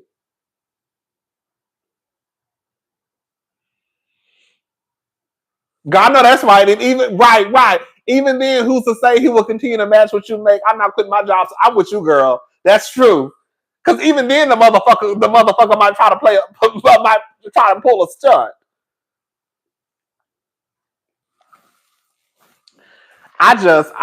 Girl, shout out to Team Porsha. She done learned her lesson after she done learned her lesson after Cordell, and I don't think she learned her lesson with Simon. I really don't. She don't learn her lesson with Cordell. If Porsha really would have learned her lesson dealing with Cordell, then she would have never ever put her livelihood, her finances in the hands of another man.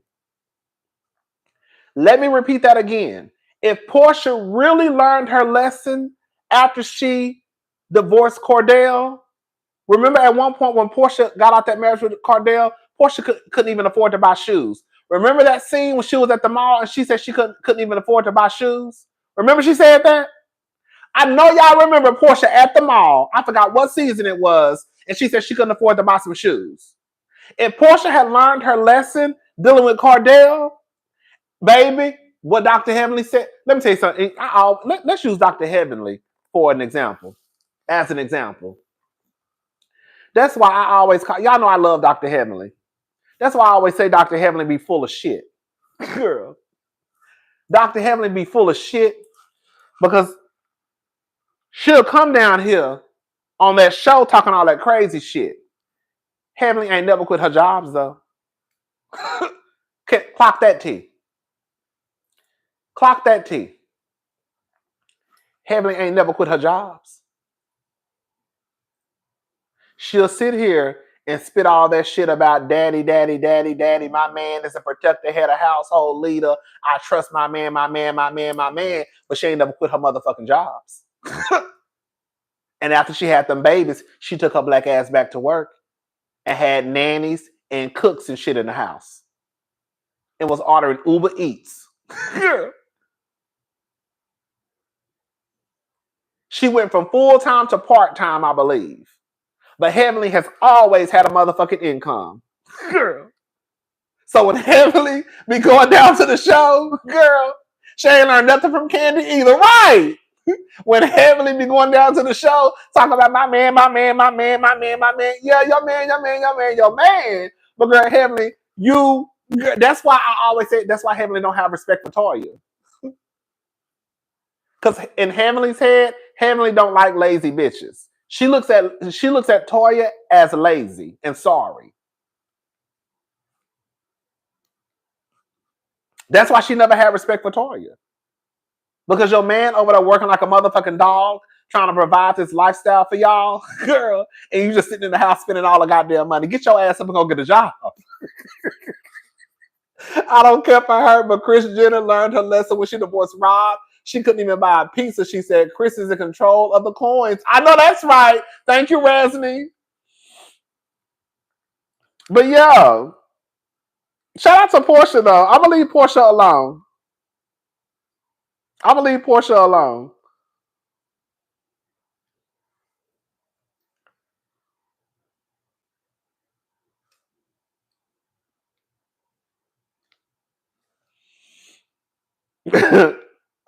alone.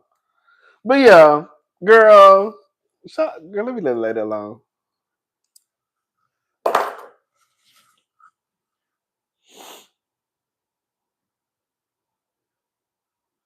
Baby, she sure did. Toya got a man who's going to work himself to death to provide that lifestyle. Plus, he cooks. Y'all remember, girl, I'm about to be real messy. Y'all remember that one season when I tell you Dr. Eugene looked, baby, a mess? I think it was the year of the pandemic. I can't remember. I remember looking at Dr. Eugene in the confessional. It's like, oh, girl, he look a mess. Girl, he used to just look tired. He used to just always look tired. Always look tired. Dr. Eugene used to always look tired. And I used to be like, God damn. Like, he would be in the confessional. It almost felt like he would just sit. It almost looked like he was sleeping with his eyes closed. And he would just be sitting there.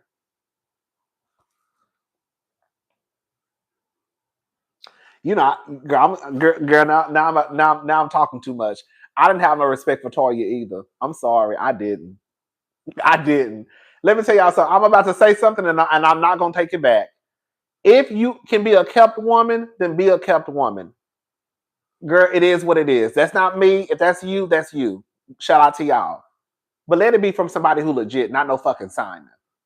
The reason why I didn't respect Toya, and I'm just going to put it out there, and I think I said this before, is because I did not like how Dr. Eugene used to work himself like a motherfucking slave. That man used to look tired. And I felt like with Toya having the platform that she had, clearly the money that you're bringing in from being on the show is clearly not enough. Because if it was, then girl, your husband won't be walking around here working himself like a fucking dog, eyes looking bloodshot red. Girl, you have probably a stressful job. Remember the season he was working 2 jobs when they owed the taxes? Yes. And he was picking up extra shifts at the hospital? Girl, thank you, Red. I always felt like because Toya has access to what most people don't have access to, which is a large platform. Girl, if you don't go start some shit off this motherfucking show and make some money on the side to help pay some of these goddamn bills, girl, Toya, you are on a show. Girl, if you don't try and throw some shit together like all the other girls throw shit together and see if it's going to stick. I never had respect for Toya and I never had respect for Sheree. Because I never understood how could you be on a show and have access to that platform with hundreds of thousands of people who see you and watch you and not try and capitalize off of the platform. I never understood that. Again, it's one thing if your husband is Terry Dubrow and you ain't got the fucking work. It's one thing if you Lisa Vanderpump and girl, money ain't a thing. But clearly, y'all are having some money issues. So why not just use the platform that you're on? Girl, start selling some t-shirts. Girl, Candy ain't never been too good to make $1. Candy was right down to Teespring with everybody else selling Bitch I'm Worldwide t-shirts. Y'all don't remember that? Y'all don't remember Candy down to Teespring with all the other YouTubers selling Bitch I'm Worldwide t-shirts? So that's why I always looked at Toya and Sheree like, girl, I will never understand. Y'all are on Bravo. Rodney been dragging Britt and Porsha for all 2025 and loves to say, I like them though. Please do. No, I don't like Porsha, but I ain't got no issues with Britt. I just think Britt is, girl, I just think Britt is a mess. Girl, I don't really have no issues with Britt. I just think she's a mess. Okay? I think she would be better on Basketball Wives. But that's why I never really had respect for Toya or and I think some people would take it as though, oh, you have a problem with Toya. Toya is a black woman. She wants to live in the, lap of luxury. But that's not how they living, though. Girl, if that's how they were living, then it wouldn't be an issue. But that's not how they're living because, girl, they move like gypsies. Girl, every time I look up, Toya done had about 5 or 6 addresses on this show. They just sold their dream home. They're not living this luxurious lifestyle. If they were, then it wouldn't be an issue, but they're not, so that's the issue. And because Toya could be making easy money off of this show, I have more respect for the girls like Giselle who try and do some shit. Even if it don't work. Giselle tried to come out with her every hue beauty line. It ain't work. But I'm not mad because she tried. Quad came out with that fucking doggy line, the dog clothes line. It didn't work, but she tried. You see what I'm saying? Like, all I'm saying is it never made sense to me that they had money issues and Toya had this platform and it was an easy way to try and make some money. Toya really and truly, if we're gonna call it for what it is, that bullshit she got going on with that Mary Kay wine company, girl, Toya should have started her own wine line. You see what I'm saying? Toya is the wine girl. Toya has been drinking wine since season fucking 1. If Martell Holt, girl, I'm about to get pissed off. I am about to get pissed off. If Martell Holt can start a fucking wine line, then Toya damn sure can. I was about to say that next. I'm getting myself. We working our way up to that.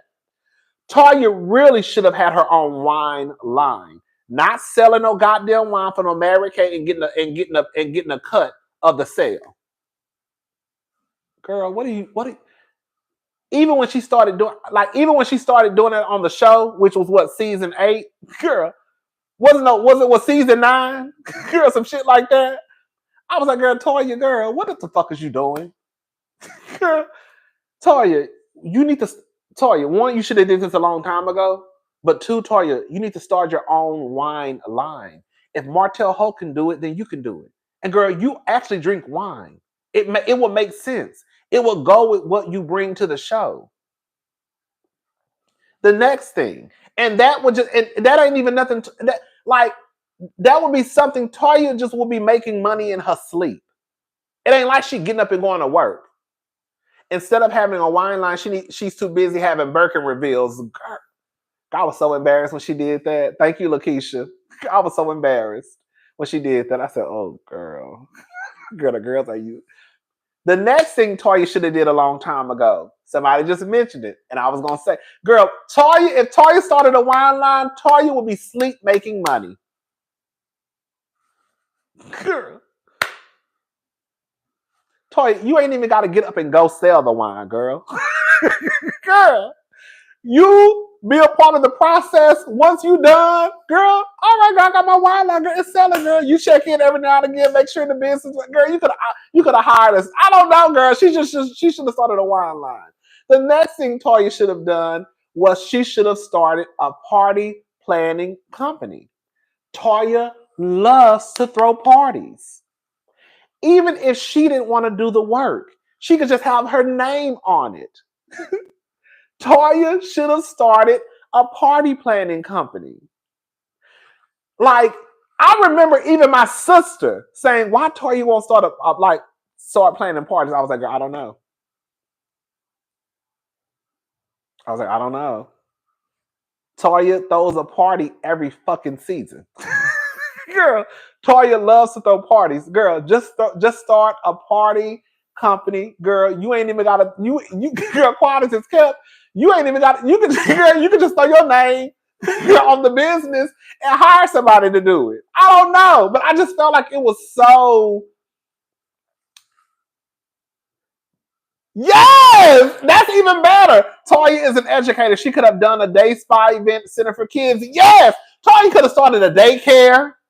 Girl, Toya could have it would have made sense. Toya being an educator, open up a daycare. I just felt like there was so many missed opportunities for Toya. I do think Dr. Simone and Jackie hate Toya because she has a provider husband that respects her, no shade. Simone and Jackie's life gives Tyler Perry movie. Thank you, Isma. The girls don't make money off their housewife businesses. Candy is the only housewife one with legit businesses. Married to Medicine girls, medical practices are getting money. Housewives aren't serious. They want lifestyles. Thank you, Feel Good. And you know another person who I felt like dropped the ball? Girl, y'all know Sheree is a personal trainer now, right?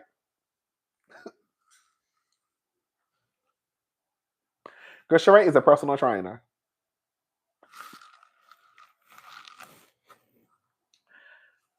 I think Sheree, how can I say this? I used to always say Sheree needs to be a personal trainer to the celebrity. Then Toya would have to report taxes. Thank you, Omar. Girl, Sheree. I'm not lying to y'all. Sheree's a personal trainer now. I saw Sheree on Instagram the other day. Girl, she was training two of the girls in Atlanta. I said, girl. Sheree, no. Sheree, you did this all wrong. Sheree has always been the fitness girl. Sheree has always been the fitness girl. Sheree should have started, if Sheree was going to go in the line of personal training, and girl, these celebrity personal trainers can make bank. Sheree should have done that when she was on the motherfucking show. Girl, why would you wait to get off of the show? Girl, and no tea, no shade. Now you training the local punks, girl, around Atlanta. Girl. I said, girl.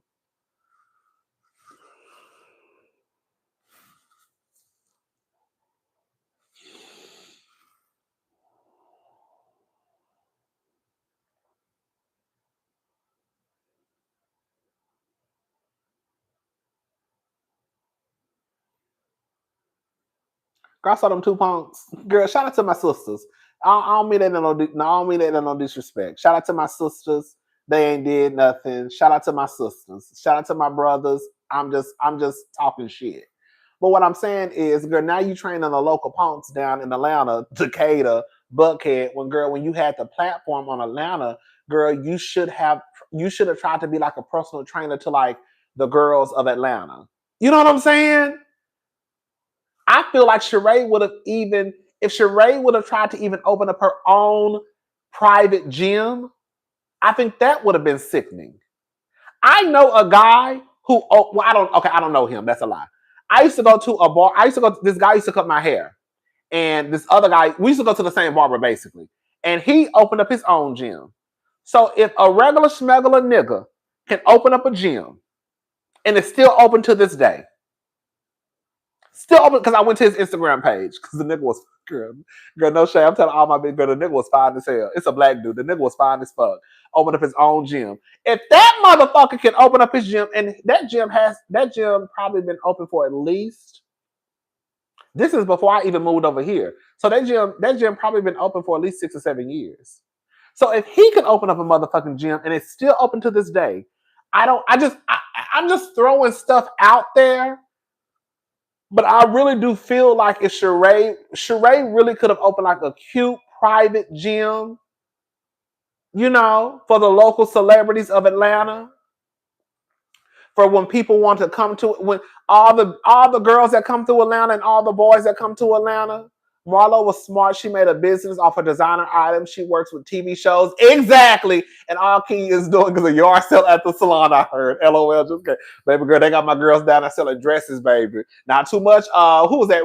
Isma. Not too much, girl. You about to get blocked. But girl, they did, girl. My girl selling dresses. Girl, we're not gonna talk about that right now though. We're not gonna talk about that though. But yo, even Marlo had a deal with Netflix. You know what I'm saying? Marlo had a deal with Netflix. Had or has. But that's like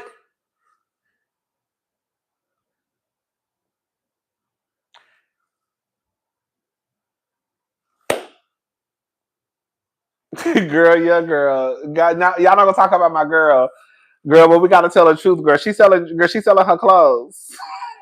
Girl, it sounds so messy when y'all say it that way. It sounds so messy when y'all say it that way. Girl, y'all so messy. Who was that? Who said that? I can't remember who said it. You know I've been drinking. Hold up. Isma. Girl. You right. I saw it today. Oh, it's gone now.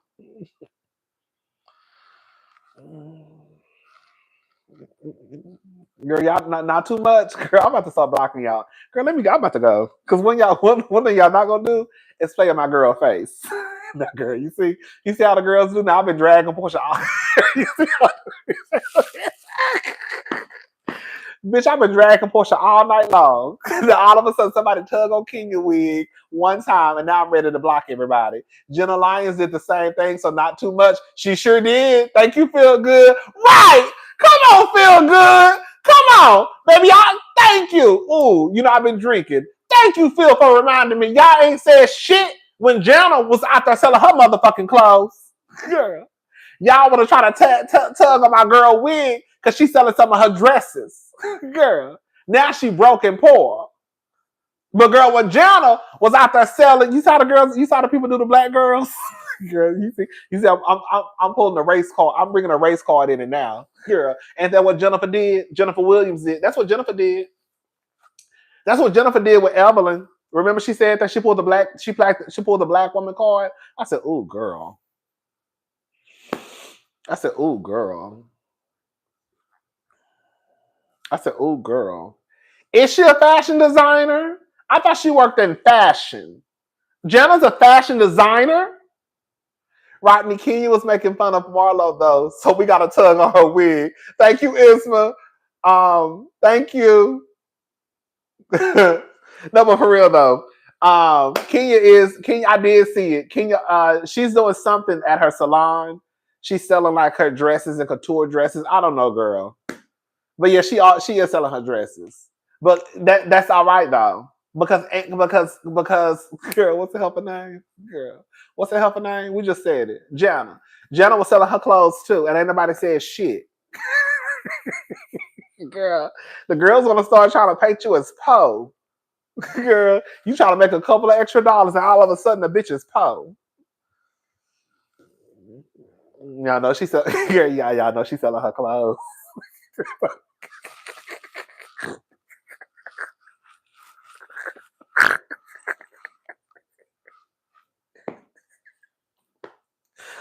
That's how y'all tried to say it. Y'all know Kenya. Y'all know I can't even get it out. Girl, y'all know Kenya selling her clothes now. Now when Kenya starts selling fish plates like Keisha Cole, then that would be a time to be nervous scene 12. Right. Thank you, Honey 07. Right. That's how the girls try to do, Kenya selling her clothes. Girl, I can't even get it out. Hold up. This is how y'all said it. This is how y'all trying to make it seem. Jenna had her own show on HBO, so let me start blocking people. Hold up. Let me start blocking people. Let me start blocking people from my channel. Hold up. Give me like 5 minutes so I can start blocking people. But listen, this is how y'all tried to say it. Girl, y'all know Kenya down there sending her clothes at her spa now. Girl, what? Kenya. Girl, she posted something on Instagram. Yeah, girl. She said something about selling couture gowns. I don't know, child. She said it's free parking. It's something going on down at the spa. She said she's selling dresses. She's selling dresses. Girl, she's selling dresses out of her spa. Girl. Kenya is selling dresses out of her spa? Yes. Girl, that's how y'all tried to put it. That's how y'all tried to put it. Oh, she ain't got her job back on Atlanta. Oh, that's why she's selling the dresses. I don't know why she's selling the dresses, but she's selling the dresses out of her salon. You think it's because she needs the money? Girl, girl, everybody sell clothes. Y'all so messy. Girl, I'm gonna take it though. Because like I said, I've been tugging on Porsha wig for about 57 minutes. Okay. Baby, I done called Porsha girl all types of foolish and dumb. So I'm gonna take it. I'm gonna take it. No, that's the only way to put it. She down bad. Right. Girl, she doing bad, girl. Girl, she doing bad. Girl, she selling dresses now. That's how the girl. Well, I said the girls will make you, baby. The girls will tell the people that you are struggling. Girl, she selling dresses, girl. Out her spa. Yes, she is. I'm telling you, girl. She's selling dresses. She made a post. You can go down to her spa. I think it's next weekend. I don't know the hours she's selling her clothes. Girl. Oh, girl. I'm about to go because y'all just pissed me off. Girl, girl just got pissed off. Girl. I'm about to go. I'm really about to go because y'all just pissed me off. This ain't even got shit to do with Kenya. Girl, we over talking about Porsha. We talking about Porsha quitting her motherfucking job. Okay, let's change the conversation back. Porsha needs to stop the survivor mentality. We are not in college anymore, surviving on crunch and munch. Okay? Spaghetti hoops, a 6-pack of Surge soda, trading burnt CDs from Akasa for a big and tasty from our roommate. Right! Exactly! Southern Purchase. It's so weird to me. Let's get back on Porsha. From the girl from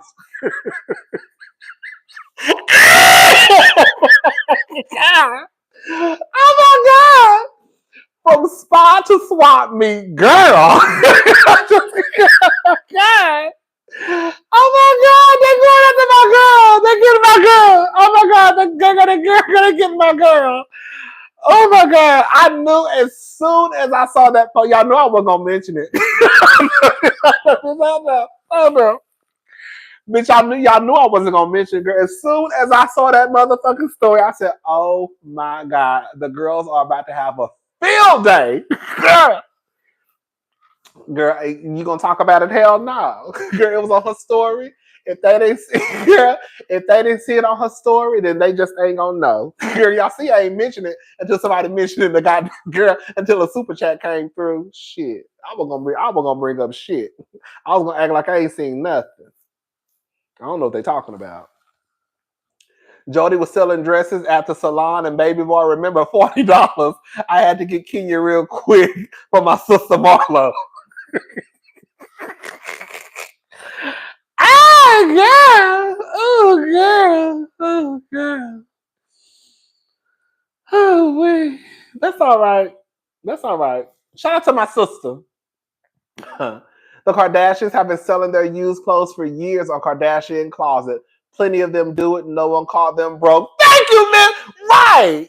You see what I'm saying? Star Windmill and Cousin. Look out for Lauren. Thank you so much. Right. They only doing it because she a black woman. They only doing it because Kenya is a black woman. Because if it was a white lady, they wouldn't even be saying nothing.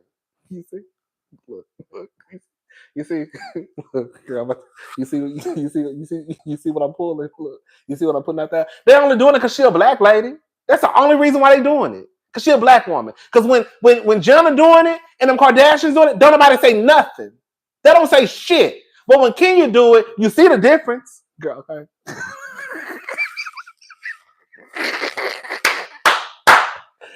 Oh yeah, okay, baby, we pulling the black woman card today, baby. We sure are.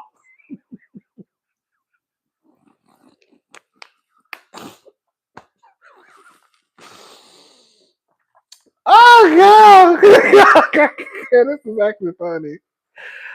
Oh yeah, this is actually kind of girl. This is a mess. Oh yeah, you gotta pull the race card sometimes, baby.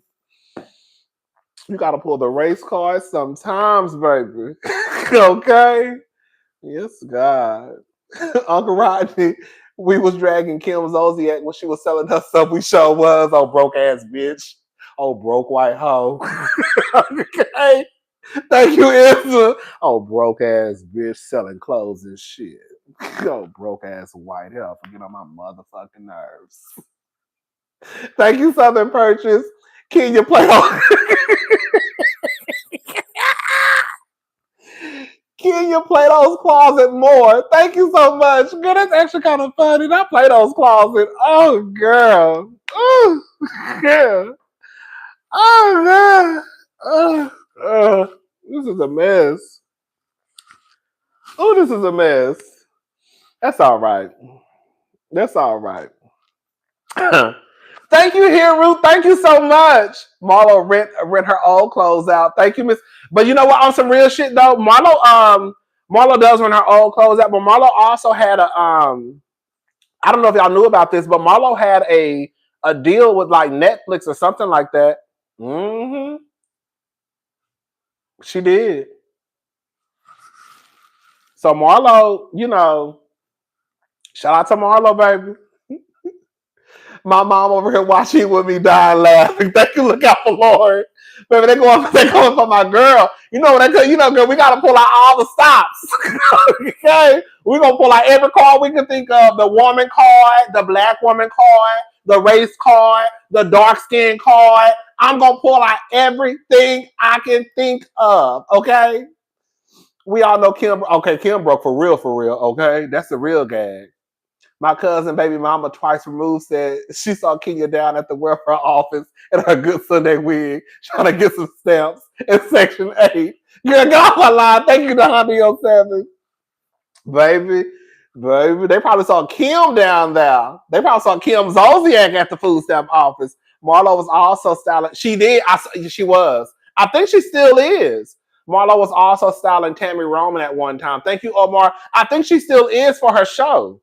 For that show that Tammy has on MTV. Mm-hmm. Baby, Marlo doing all right. Marlo doing all right, baby.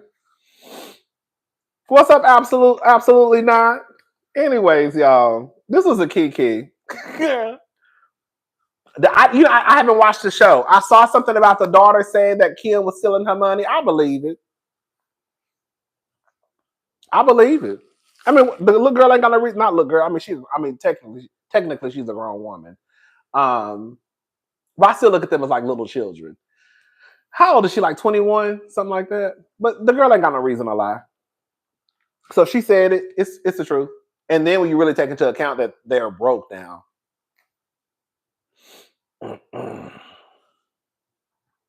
But yeah, child, I wouldn't mind Marlo back on the show. I wouldn't. This is what I think Marlo needs to do, though. Marlo gonna have to let the beef with Kenya go. Because I felt like Marlo was trying to start an argument the other day. Remember, she got online talking about, when Bang Bang came out and said that the receipts were not real. Basically, not the receipts are not real. But she basically, y'all already know what she said. What did she say? Girl, I've been drinking. What did she say? Girl, what did that girl say? Y'all know what she said. What did she say? Oh, that the pictures were not her. And Marlo came out and basically said something about Kenya receipts are never receding. Girl, I just feel like Marlo in real life. Can I just say this?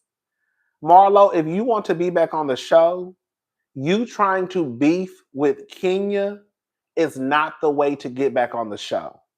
Because Marlo said out of her own mouth, she didn't say any names, but I figured it was Porsha and Kenya, that Porsha and Kenya were the reason why she didn't make it to this season. Do y'all not remember Marlo saying that? She said it was two cast members who basically went and complained and said they wasn't gonna film with her.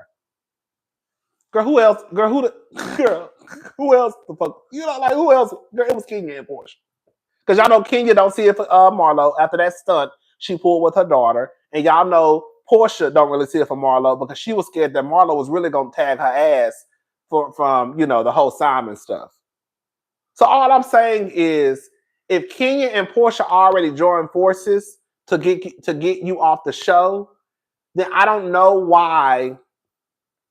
If Kenya and Porsha already joined forces to get your ass off of the show, then why would you still continue to try and fight with Kenya when she already got you kicked off the show anyways? Does that make sense what I'm saying? Girl, if anything, girl, I would think that you would try to be cool with Kenya. Not try and pick a fight. Because she was the reason why your ass ain't got no job now. That's all I'm saying. Girl, we got to think smarter, girl. We got to get with the winning team. But I wouldn't mind Marlo back on the show as a friend, not as a housewife. No, not as a housewife. I want Marlo back. If we're going to be honest, if Marlo would have stayed a friend, Marlo would have stayed on the show. If Marlo would have stayed a friend of, I guarantee you Marlo would still be on this season. Marlo being a housewife, it did not work out. It just didn't. It just didn't. Not a lot, but this is for the hotel BET issue. They were wrong for not giving you your money back, babe. When I tell you I gagged, thank you, Miss Diva. I gagged, baby. Let me show y'all, girl. Let me go to it, baby. Them hoes said denied. I said, oh, baby.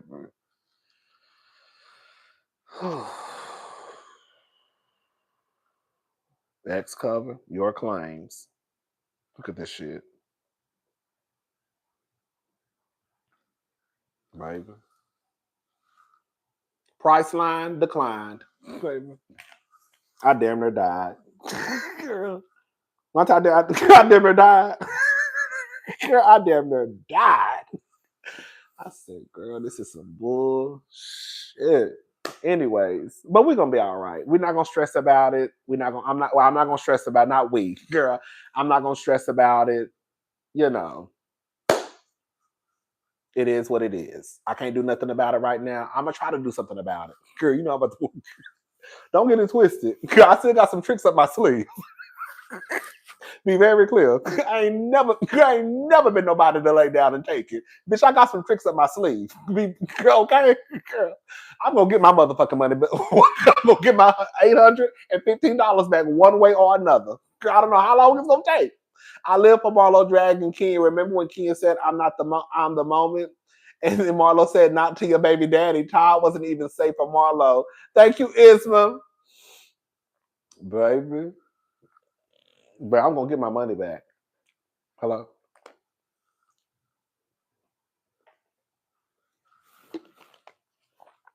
Somebody gonna run me $815. Somebody. Okay. Let me shut up. We done talking about it. We done talking about it. Cousin, what Porsha did or do, I gotta rewind. Baby quit her job. Porsha was over there making $1.6 to $2 million a season and quit her job for $30,000, a $30,000 allowance from a scammer. Hello?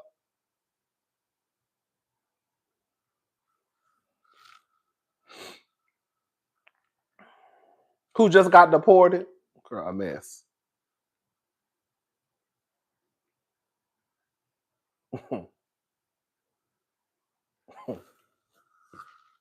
That's it. I'm gonna leave Porsha alone though. A fool. A fool. A fool. A fool. I was like I was saying. I just said I was gonna leave Porsha alone. Then I'm right back on it. I always knew Porsha made good money. Not always, because I know at one point, they didn't make shit at the beginning. But I knew at one point they were making. Atlanta was like top. A part of me probably feels like that's why, girl. When you think about it, more than likely, I don't know, but more than likely, Porsha and Kenya were both. Well, Porsha probably more than likely made her money this season, but Porsha and Kenya were probably more than likely making $2+ million this season. I can see it. And Kenya slipped up and kind of said that she was the highest paid anyways. Well, now.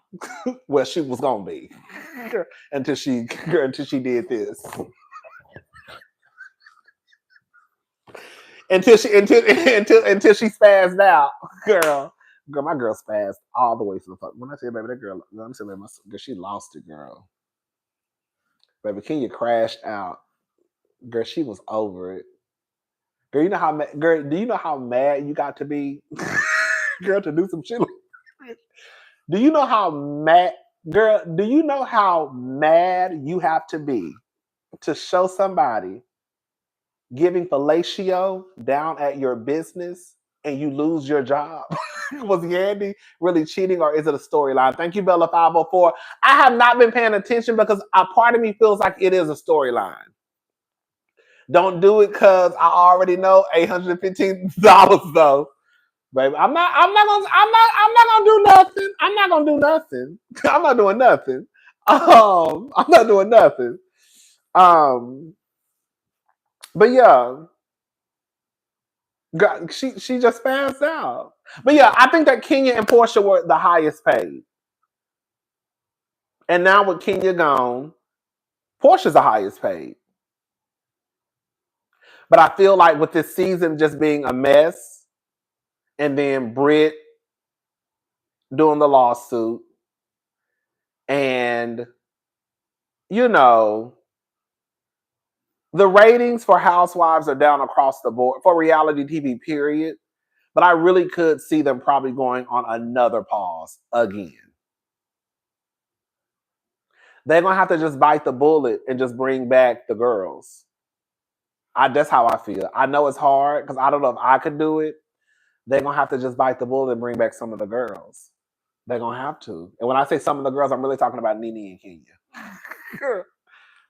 I know it's hard because I wouldn't want Nene back after she pulled that stunt. If I was Andy, I would not want Nene back. If I was a boss, if you were a boss and one of your employees said you was a cokehead and a racist, would you hire their asses back? Girl, no. But would you want to hire them back? No. More than likely, probably not. But I feel like what's best for the show is for Nene to come back. I do.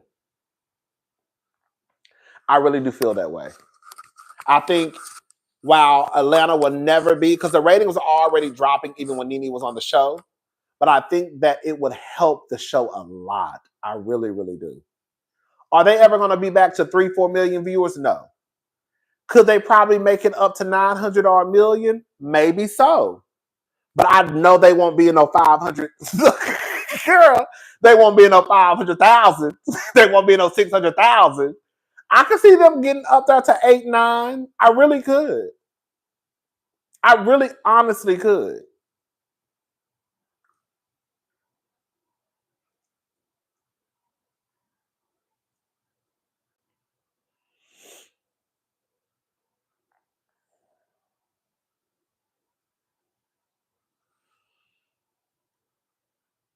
But yeah, I don't know. But yeah, they're probably gonna go on pause again. Did you hear about Nene turned down Traders? That's what I heard. Thank you, Resney. That's what I heard. I heard something about the money. I heard it was a money issue.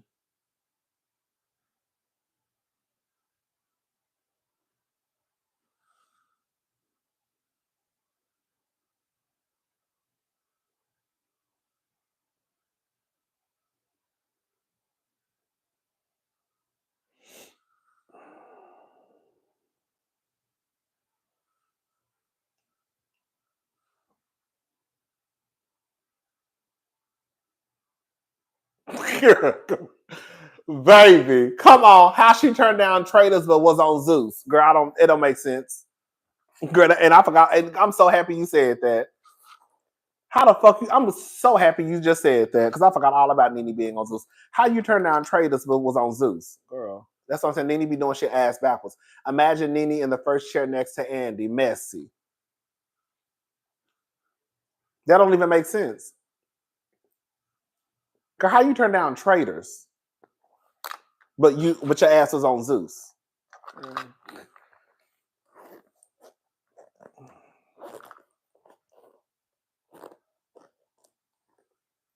They was trying to give her Phaedra comeback. That's what I'm thinking too. Because I'm thinking in my head, Candace probably gonna be back on Atlanta, be on Potomac. Y'all think Candace coming back to Potomac after next season? After next season, no one wants to see the geriatric JT and Young Miami, aka Porsha and Phaedra, both on season 16 of Their Faces, baby. They're gonna have to, I don't know, child. They'll figure it out about what's gonna happen. I did see Robin going to BravoCon. I did. Bitch, when I tell you BravoCon got the game fucked up, girl, I'm gonna have to tell y'all the story another day. Let me tell y'all right now. I have enough time. Okay. So y'all know I really don't care about going to BravoCon this year. If I go, I go. If I don't, I don't. But I did. I'm on the waiting list. But now I feel like I'm gonna make it though.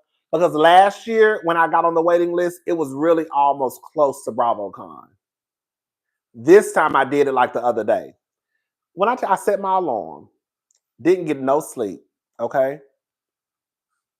Y'all know I'm a night owl. So I was like, and I think I had a cocktail. You know what it was? I think I had a hot toddy. I did. Did I have a hot toddy that night? I can't remember. They would do 8-9 with the right production after biting the bullet. I think they're bringing her back. That's why she turned it down. Thank you, Resney. Hopefully Nene needs to come back.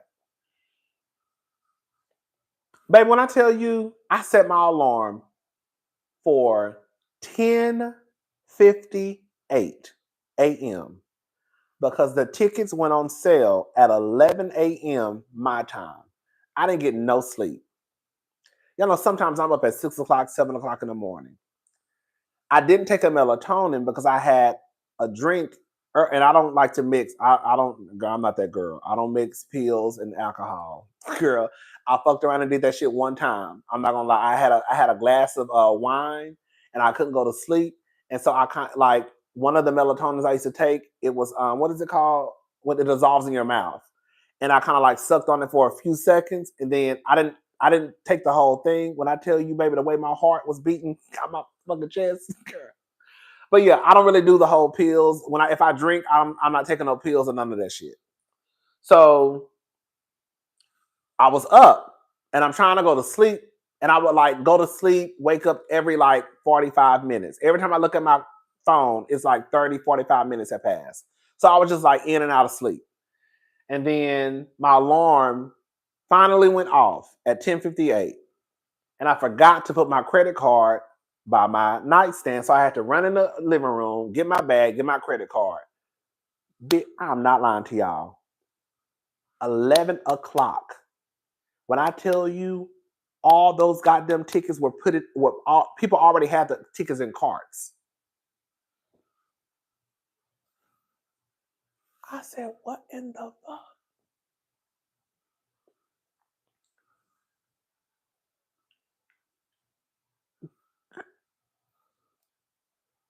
I said, what? So I'm like, oh my God, girl, there's no way that this happened. There is no, I just told a lie. I told a lie. Girl, it was 11:01. That's what it was. It was 11:01. It was 11:01. It was 11:01 when I finally got on the site. And when I got on the site and tried to click on the tickets, because I was going to do 2 VIP tickets. I was going to do a VIP ticket for Friday and a VIP ticket for Saturday. Baby, it said, basically, they were already carded. Not that they have been purchased, but you can put them in your cart. So I'm like, oh my God, oh my God, oh my God. I was like, this is a mess. I was like, this cannot be happening, girl. It's 11:01. How are all these tickets already put in people's carts? So then I finally got my hands on a general, oh, girl, then the VIP for Saturday sold out. I said, oh my fucking God. All the VIP tickets for Saturday sold out. So I was like, fuck. I was like, okay. I was like, that's fine. I'll just try to do general admission. So I end up getting a ticket for general admission for Friday in my cart. So basically, if it's in your cart, you get to hold it for 2 minutes. Okay? The first time it was 2 minutes. The second time it was 5 minutes. So let me tell y'all. So I end up getting a general admission in my cart for Friday. I was like, I'll just do general admission. I don't have to do VIP. It'll save me some money anyways. Whatever. So I put the general admission in my cart. I'm trying to get a general admission for Saturday. Girl. Look up, timed out, the ticket for Friday, end up leaving the cart. Girl. So now I don't have no ticket. So now I'm trying to rush back and try to get the ticket to put it back in my cart, but I couldn't. Girl. Then I looked up, girl, all the general admission tickets for Saturday has sold out. I said, oh my God. So basically everybody gonna be there on Saturday. And then I end up getting another ticket for general admission for Friday. And then I could have got one for Sunday, but I didn't want to go on Sunday. I mean, I'll go on Sunday if I had like the 3-day, but I really was like, girl, I already went. I was like, girl, the busiest day gonna be Saturday. And if I have to choose between Friday and Sunday, I'd rather go Friday. So basically, I had a general admission for Friday, and I could have got one for Sunday, but I didn't want to go on Sunday. So I said, I'm just not going to go. So then I changed my mind, and I was like, girl, I'm just going to try to do VIP. So I actually did have a ticket for for Friday, and I could have gotten one for Sunday, but I didn't want to go on Sunday. I wanted to go on Friday, and I wanted to go on Saturday. Okay? So then I was like, girl, I'm not going. And then I was like, girl, you need to go. Girl, you need to go. Like, I'm not excited. So I was like, you know what? I'm just going to put my name on the waiting list for the VIP tickets for the 3-day pass. Because I did all this. Girl, I did all this just to go back to put my name on the waiting list for the 3-day VIP pass. Because I've already been planning this trip, since the last BravoCon.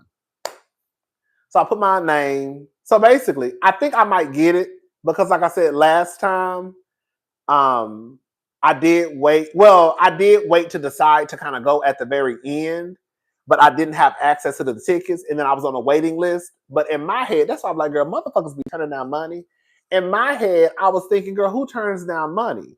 That's why I was like, girl, I'm going to BravoCon because I'm on the waiting list, and why would they not give me, girl? Why would they not give me a ticket? Not me, but why would they not give people a ticket? Girl, we trying to give you our money, girl. Just give us a ticket so we can go to BravoCon. Girl, them hoes said no. When I said I was gagged, because I really, in my head, I knew they were going to approve the ticket. But I ended up going anyways because, girl, I ended up going anyways because I was blessed by an angel, baby. Yes! But I ended up going anyways. Girl, when I saw boohoo cried, girl, I cried. Like, cried hard. I cried hard to the point where my sister was like, girl, you need to calm down. Even my sister was like, you need to have a drink, girl, and calm down. I was like, I was crying hard.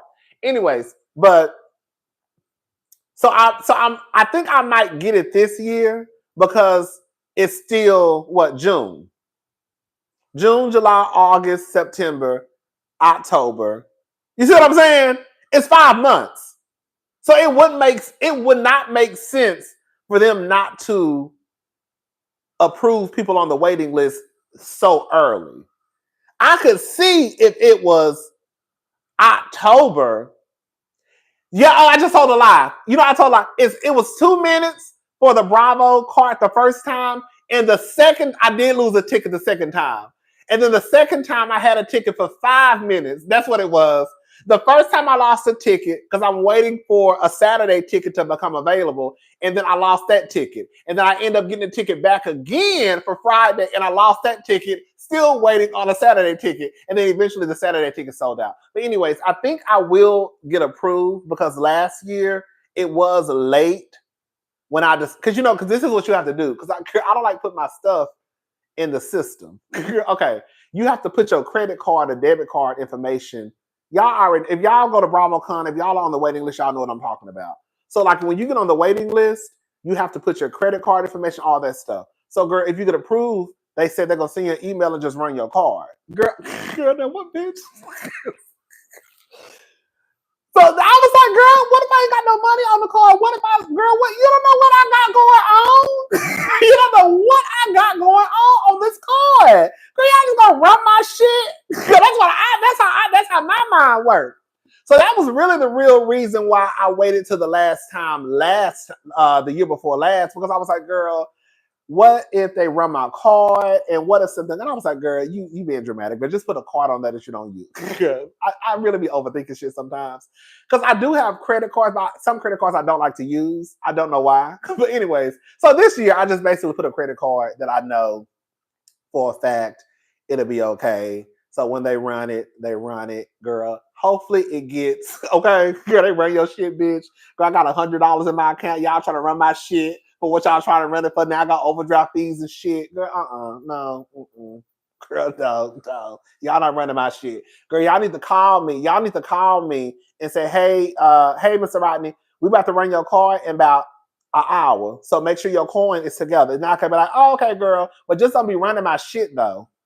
Girl. Because the money might not be in that motherfucker, okay? But no, but for real, girl, I was like, this year, girl, just put a credit card that you know you'll be okay. So basically, I just put a credit card where I know the transaction will go through. So they basically said that you put your information in, and if they approve you, they'll send you an email saying that they approved you, and they're just gonna run your credit card. So, but I think I'll make it. So yeah, I'm doing VIP, girl. So I'm doing VIP 3 days. So if y'all at BravoCon this year, hopefully, I pray to God that I'm there. I should be, because I'm doing it early in the game. Again, this is June, July, August, September, October, November. That's a long way. You see what I'm saying? It ain't no reason for any of us who are already on the waiting list way in June not to get our shit approved. Girl, listen, it will make no sense for us who are already on the waiting list in June, and BravoCon is not until November the 13th, for us not to be approved. So, again, hopefully we get approved and we good to go. But yeah, I'm going to be at BravoCon 3 days, VIP, okay? Because, girl, that's the only way I can do it, baby. Bitch, I got one VIP ticket one time, baby, and baby, I ain't turned back ever since. Girl, general admission, I'm doing VIP. Okay. Girl, they need to give you and some YouTubers a chance to moderate. Y'all be working hard. Girl, they really should. Somebody else said that too. Like a real bona fide journalist said the same thing. She literally, I'm not lying, a real bona fide girl, professional girl, journalist girl of the stars of the world said the same thing, that they should have a panel where YouTubers get to moderate. She said the same thing. And she's a journalist. Okay. Girl, so she said it. Okay. But I really think they should, though. They should give YouTubers, girl, no, fuck that. Not YouTubers, girl, me and whoever else. Okay? Let me stop saying YouTubers, because YouTubers can be anybody. No, y'all need to give me a spot, and then whoever else y'all pick. Be very clear. Girl, let me just put it out there, just in case. Y'all need to make sure I'm on. I'm on. Okay? Because they talk about, well, we just gonna, who y'all think we should pick? No, me. Girl, whoever else y'all pick. But I definitely need to be on the list, okay? But I think they should, though. I think that they should. Porsha gonna use your pick and say he can't come. Okay,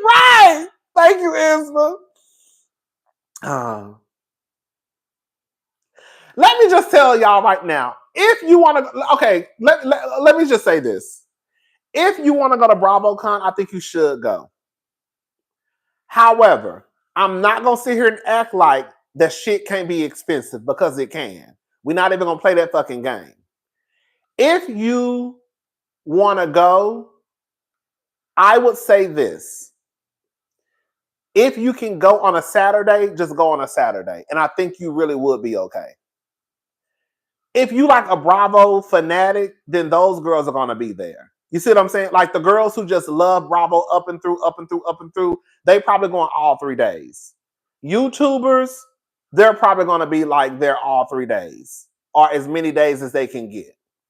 But if you're not like a fanatic of the Housewives or all things Bravo, then you're not going to give a fuck. If you are not a YouTuber, you really don't, you know what I'm saying? I went there before. I mean, of course, clearly I went there. But I feel like you would be okay with just going on a Saturday. I really do. Sunday was slow, but it was still things happening. But you could tell that it was starting. You could tell it was the end of BravoCon. That's why on some real shit, the last ticket available, I went back to the website and Sunday general admission tickets are still available. And was it VIP too?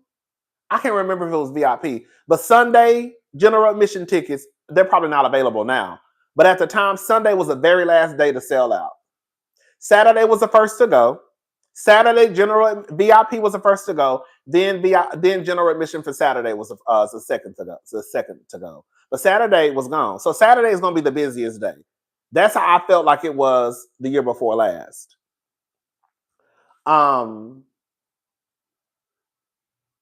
The only difference between general admission and VIP is like when they do the panels. This is gonna sound so classist and elitist. Girl, this is gonna sound so bougie and elitist. Girl, you don't have to. Mind you, I got my shit for free. Okay, thank God, I got my shit for free. Girl, you don't have to sit with everybody else. Girl, you can't sit with us. Girl, you can't sit with us. Girl, it really be like, you can just sit in the VIP section with all the other VIPs. The only thing is like for the gold room, for example, like the first 2 rows, they do have those sectioned off for like the entourage, like the Don Juans. Like I saw Don Juan. What's Giselle's stylist name? He actually kind of fine. I'm not gonna lie, he actually kind of fine. The nigga who do her hair. What's his name? Kyle. Yes. Kyle sat right in front of me. I don't think he knew who I knew who he was, clearly. But girl, Kyle kind of fine. I think he got a boyfriend. I don't know though. But Kyle kind of fine. I'm not gonna lie, girl. I was like, oh. I was like, okay.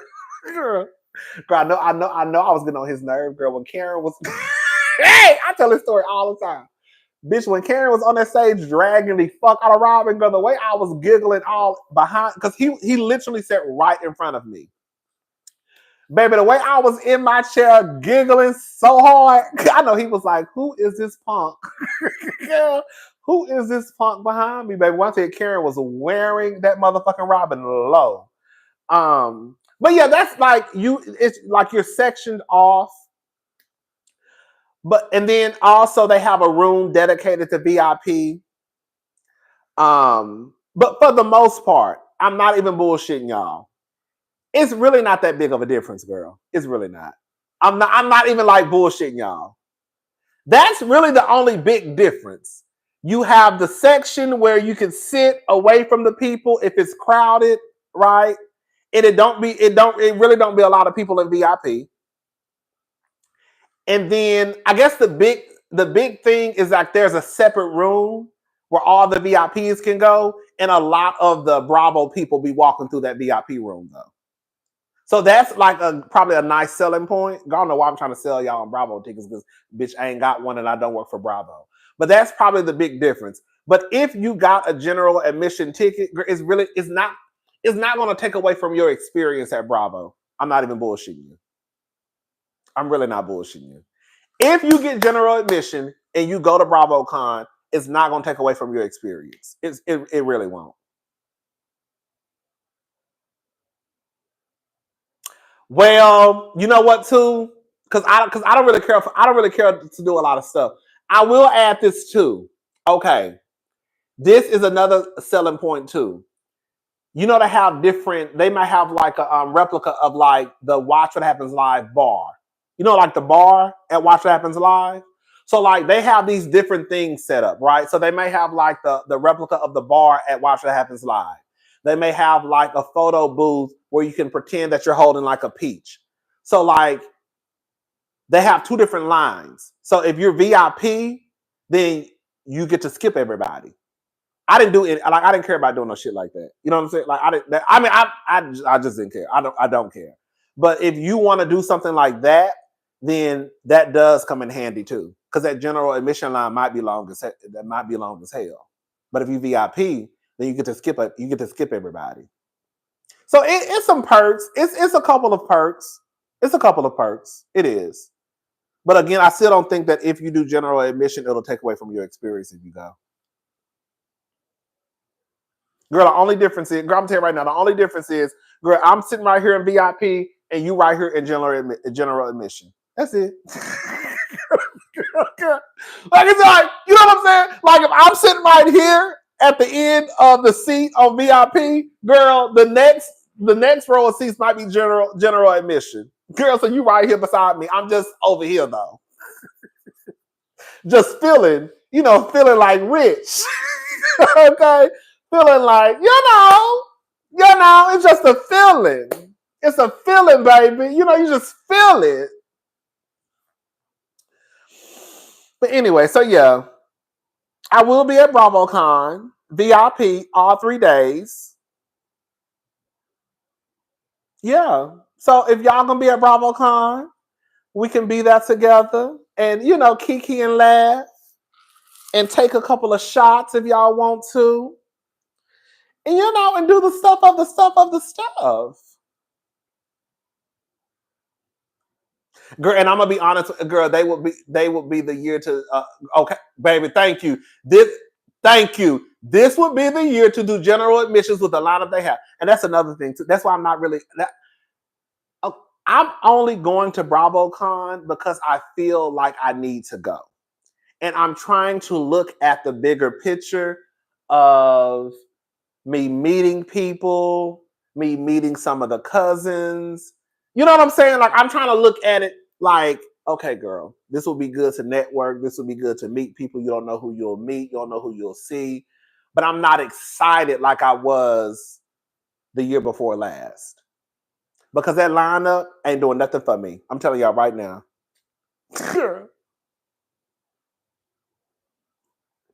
That's the only reason why I'm going. It's not because of my excitement, because I want to be at BravoCon. Girl, I'm just going because I feel like, girl, I'm just going to work. I'm just going to go, girl. Let me go over here and just see who I can meet. That's it. And you, girl, just write it off on your taxes, girl. Hello. But other than that, girl, girl, just do general admission, girl. I'm telling everybody to do general admission, but I'm trying to be VIP. But what I'm telling y'all is, girl, I do. I know somebody probably thinking, how this bitch trying to tell us to do general admission, but girl, he doing VIP. But I was gonna do general admission though. I was. That was the thing. I was. I had a general admission ticket for Friday. I couldn't get one for Saturday, and I didn't want one for Sunday. So I said, "Girl, just fuck it. I'm just gonna do VIP. Get on the waiting list, and I should be okay because I'm doing it early in the game." But y'all know somebody probably thinking, "Girl, he telling us to do general admission, but this motherfucker gonna be in VIP." I am. Yeah, and I am. I am. But I am, but it's different though. I'm going to work. I'm going to work. I'm going to network and work and meet the people. Okay? That's why I need to be where I need to be. Okay? This motherfucker want everybody sitting in general admission, but he over here talking about being on the fucking waiting list of VIP. But he telling us, girl, just go do general admission. Well, bitch, you ain't doing general admission. Girl, you doing VIP. But you want us in general admission? It's not the same. I want to go ask Porsha to sign my Hennessy. I know that's right. Thank you, Isma. But yeah, I'm just going to work. That's why I'm doing VIP. That's it. That's it. Okay? I might ask Porsha to sign my Hennessy bottle too. Well, Porsha gonna say, you don't get the fuck out my But Porsha gonna say, you don't get the fuck out my face. Girl, if you don't get the fuck out of my face, that's exactly what she gonna say. I'm not even gonna be mad, girl. I'm just gonna walk away. Let me go, girl. Hey, Porsha. Girl. Oh, she ain't speaking? She ain't speaking. You don't talk about that lady. You don't talk about that lady for 19 seasons, and it's only been 16. Girl, you've been talking about that lady for 22 seasons. You've been talking about that lady since Real Housewives of Orange County season 1. Okay, and now you want to fucking speak. And she wasn't even on Real Housewives of Orange County season 1. That's how long I've been talking about Porsha. Okay, I knew she was coming. Okay. Baby, I knew she was coming.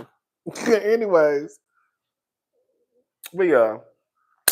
We definitely gonna be at, I keep saying definitely, but I feel like we're gonna be at BravoCon. I'm definitely gonna be at BravoCon. And that's what it is. So yeah, we good to go.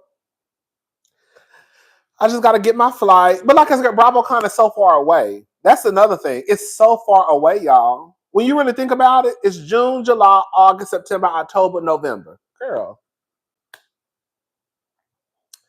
I gotta lose some weight, some more weight, okay? And we're gonna be good. I got 6 months to get it together. You know, the last time I was a big girl, when I was at BravoCon, I was a big girl the last go around. Girl, I'm trying to be slim, thick this go around. So when y'all see me, girl, y'all gonna be like, oh, girl, he's small. Girl, I'll be like, thank you. Girl, you know I don't care. You know, girl, I don't tell people when they lose weight because it's like a backhanded compliment. So when I see people lose weight, I just leave it alone. You know what I'm saying? And then plus, you don't know what somebody's going through. You don't know if it's an illness. You don't know if they intentionally did it. You never know. And then plus, like they say, it's a backhanded compliment to be like, oh, girl, you lost some weight. Oh, you look good now. That is a backhanded compliment. Girl, not for me. So, bitch, when y'all see me and if I'm skinny, tell me. I'm not set up that way. I'm not set up that way. So if y'all see me and y'all see I'm skinny, be like, oh, girl, you lost some weight, girl. You look good. I'm going to say thank you. Okay? I ain't that way. I want everybody to see I'm skinny, baby. And I want everybody to see it. Shit. Mm-mm. I'm not going to be offended and I'm not going to take it. I'm not going to take it. I'm going to take it as a compliment. Right? Sorry, y'all.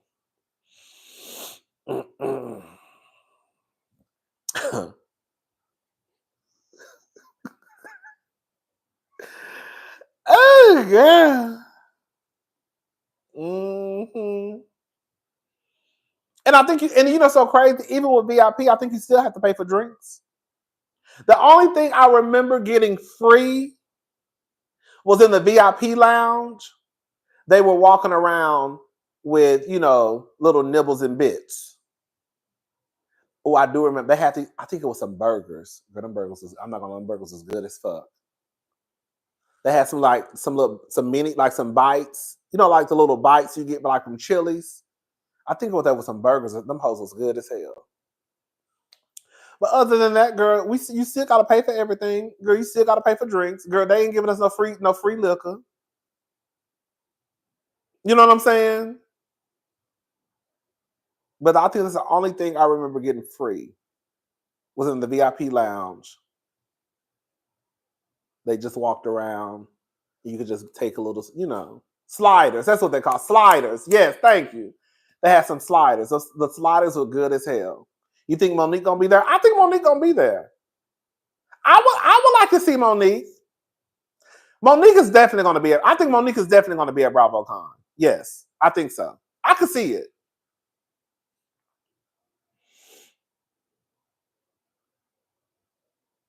Girl, the only people that I would probably want to see is, of course, Dr. Wendy, because that's my girl. If I like Giselle, if I'm liking Giselle, then believe it or not, y'all know I always, girl, Giselle makes me so fucking sick. But like, I still like Giselle, but like Giselle, like at one point, like I was like done with Giselle. But I think I kind of like Giselle a little bit.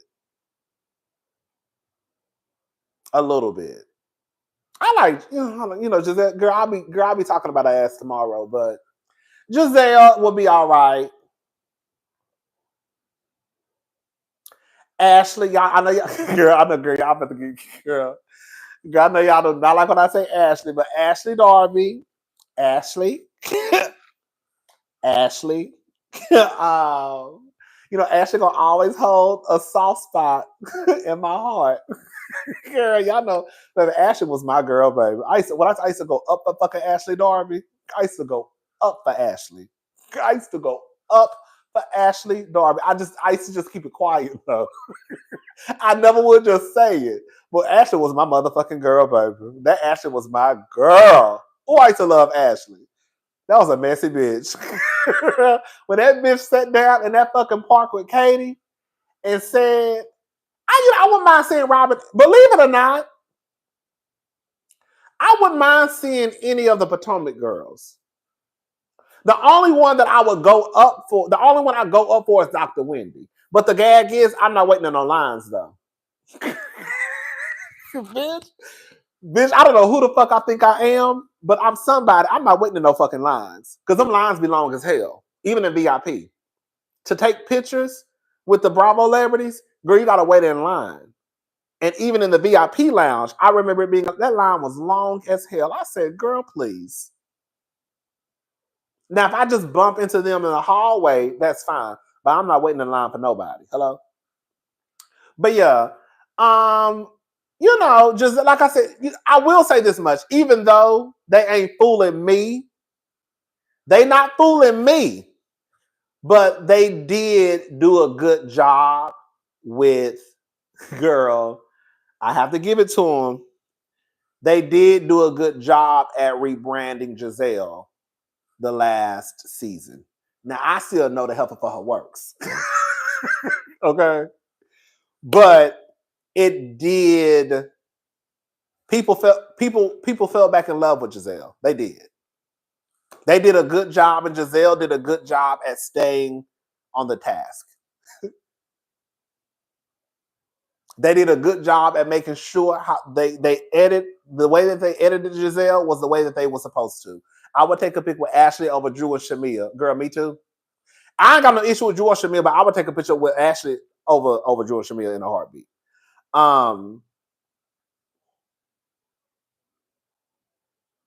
Yeah. Yeah, they did. They did. But yeah, the only person I would really like just go up for is like Wendy. And I don't really have an issue with anybody else on the cast. Like I said, girl, Giselle, at one point I really did not like Giselle. Like at one point I was like, oh girl, I don't like her. Like at one point I didn't like Giselle, like I didn't like Michael Darby, Martell, Porsha, Faith. Like I didn't like Giselle, like I didn't like them like them.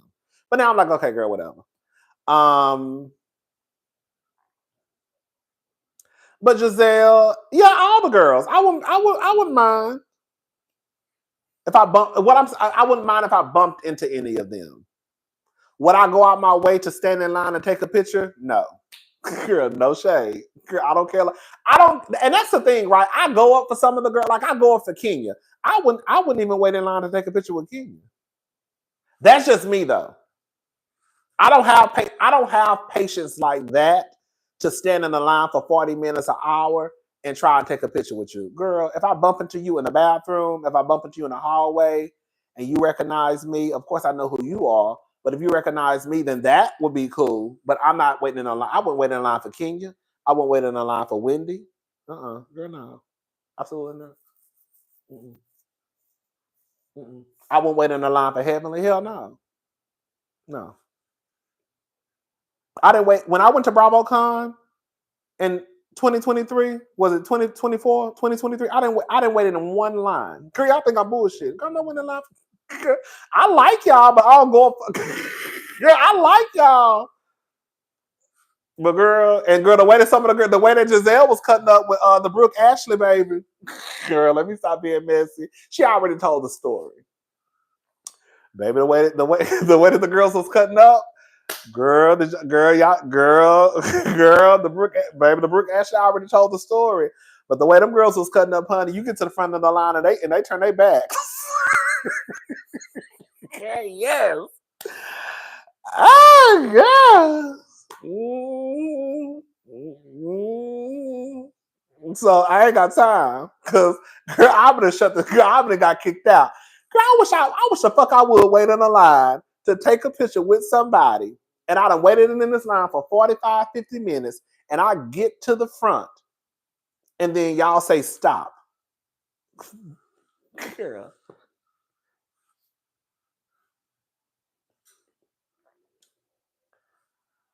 Girl, if I waited in a line for 45 or 50 minutes to take a picture and I got to right at the front of the line and you saw me and you said stop, you told the producers stop. Girl, when I tell you I would be heated. And you can't do shit about it because what you gonna do? Girl, start acting a fool and get kicked out. You know what I'm saying? Like, in that situation, you really just like, it's like a lose-lose. Girl, you can act the fool, they gonna kick your ass out. Especially especially my big black ass. Girl, I'm a big ass nigga. I can't act the fool. I'm not gonna act the fool. The only thing I can do is really just get pissed off and walk away. What you gonna do? All you gonna do is sit there and girl, your face gonna be cracked. Girl. But yeah, I'm not waiting in a line. Mm-mm. But I hope to run into Wendy. You know, like in the hallways or something like that. I hope to run into, who else do I want to run into? I want to run into Dr. Wendy. I wouldn't mind running into Dr. Heavenly. Yeah, Dr. Heavenly, Wendy.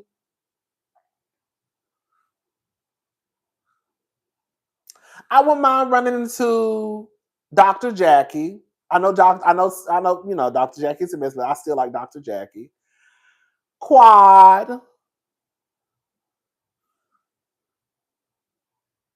I wouldn't mind bumping into Ashley.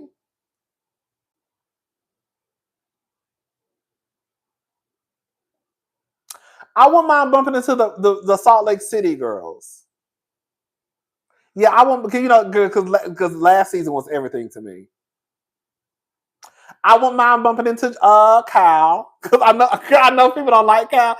Kyle, you know, girl, the way I be dragging Kyle, y'all think I don't like Kyle, but I actually kind of like going for Kyle a little bit. Kyle is a kiki to me, girl. She been a mess with this whole the lesbian shit that should be pissing me off, but. You know, because I didn't start watching until season 10. I always thought Kyle was low key like one of the funniest ones on the show. But anyways, I kind of I kind of go for Kyle. I wouldn't mind bumping into Kyle.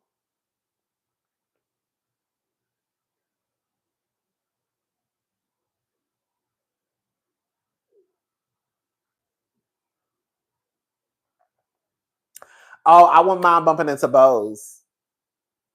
I know y'all don't. I know some of y'all don't see it for Bose, but I wouldn't mind bumping into Bose and her fine ass man. That nigga fine as hell to me. I don't give a that nigga fine as hell. I wouldn't mind bumping into Bose because I still like Bose. It's a few of the girls. Bose, Kyle. That's it. I don't really need to see Erica Jane. I heard Erica Jane not that nice. And another thing too, I'm gonna be honest. I don't know how I would feel if I met somebody and it turned out to be a bitch in real life. It would make me look at them differently. Like I heard Erica was kind of like bitchy in real life. I don't know if that's true. That's what the story was. The story was something about, I forgot the story. I forgot the full story. I think somebody Somebody had said something to Erica Jane at BravoCon about their friend loving them, and I think the friend was sick or something like that. And basically, they said Erica Jane's response was like, "Oh," it was like some crazy shit like that. And I was like, "Oh, I was like, girl, like that's low key kind of fucked up in me."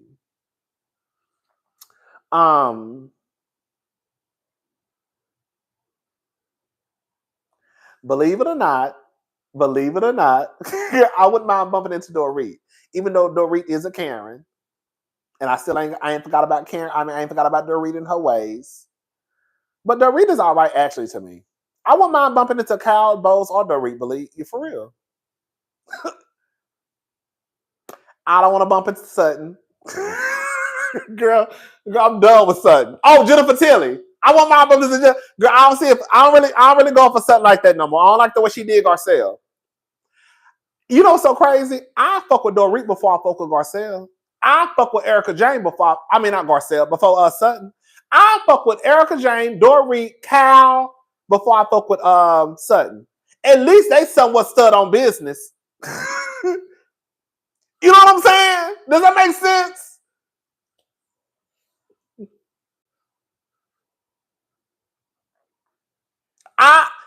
Sutton is that's what I'm saying. Sutton, I don't like the way Sutton did. I really don't like the way Sutton did Garcelle.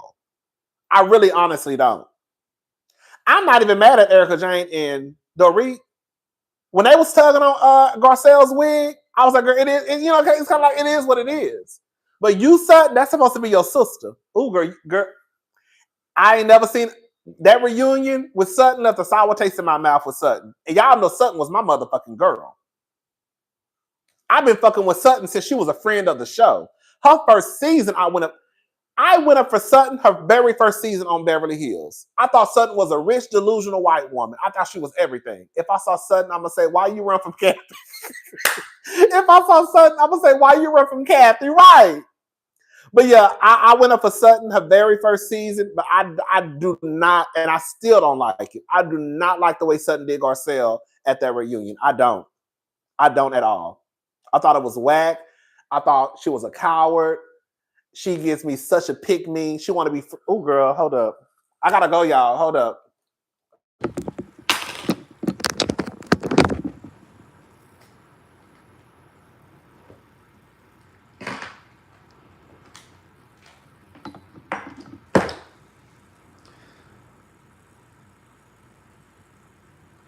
Okay, y'all. We're about to go because my phone was about to die. I just forgot. It just gave me a warning like 10 minutes ago, and I just remembered it started going dark. Let me say this, and I'm gonna go. I don't really like Sutton left a real sour taste in my mouth, like how she did Garcelle. I really honestly did not like that. I lost all respect for Sutton. I really did. I lost respect for Sutton. I thought she was a coward. I thought it was weak. I thought it was whack. I wasn't expecting that from Erica Jane or Dorit. You see what I'm saying? So if they were going to tug on Garcelle's wig, it was what it was. That's what they're going to do. But girl, you on the other hand, girl, was supposed to help Garcelle tug on wigs back. Girl, at least jump in on, you know what I'm saying? Like, I just felt like that's how it should have went. And because I felt like what's her face want to be friends with the other girl so bad, but I kind of already figured that. I was like, girl, she can get back, if she can get a seat at the table, because she gonna be done with Garcelle. And she was done with Garcelle. I said, oh girl, that girl, she got the game fucked up. Because she got the game fucked up. But yeah, anyways, yeah, that's it, y'all.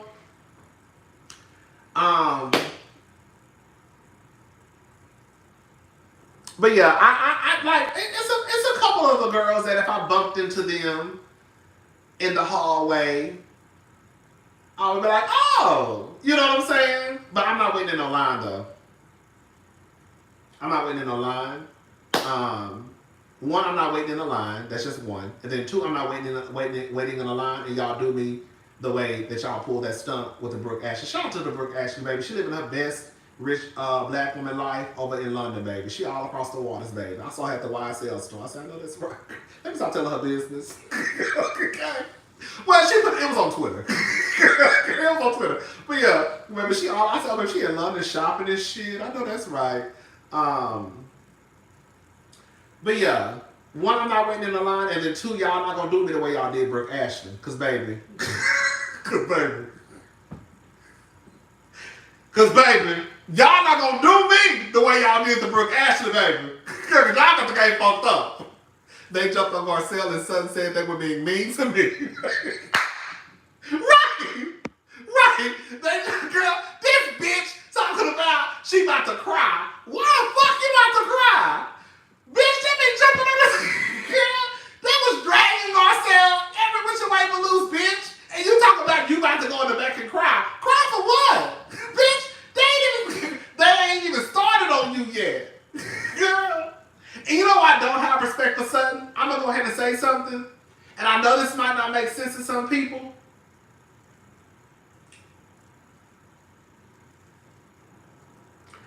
It's not to sound elitist. It's not. It's not to sound classist.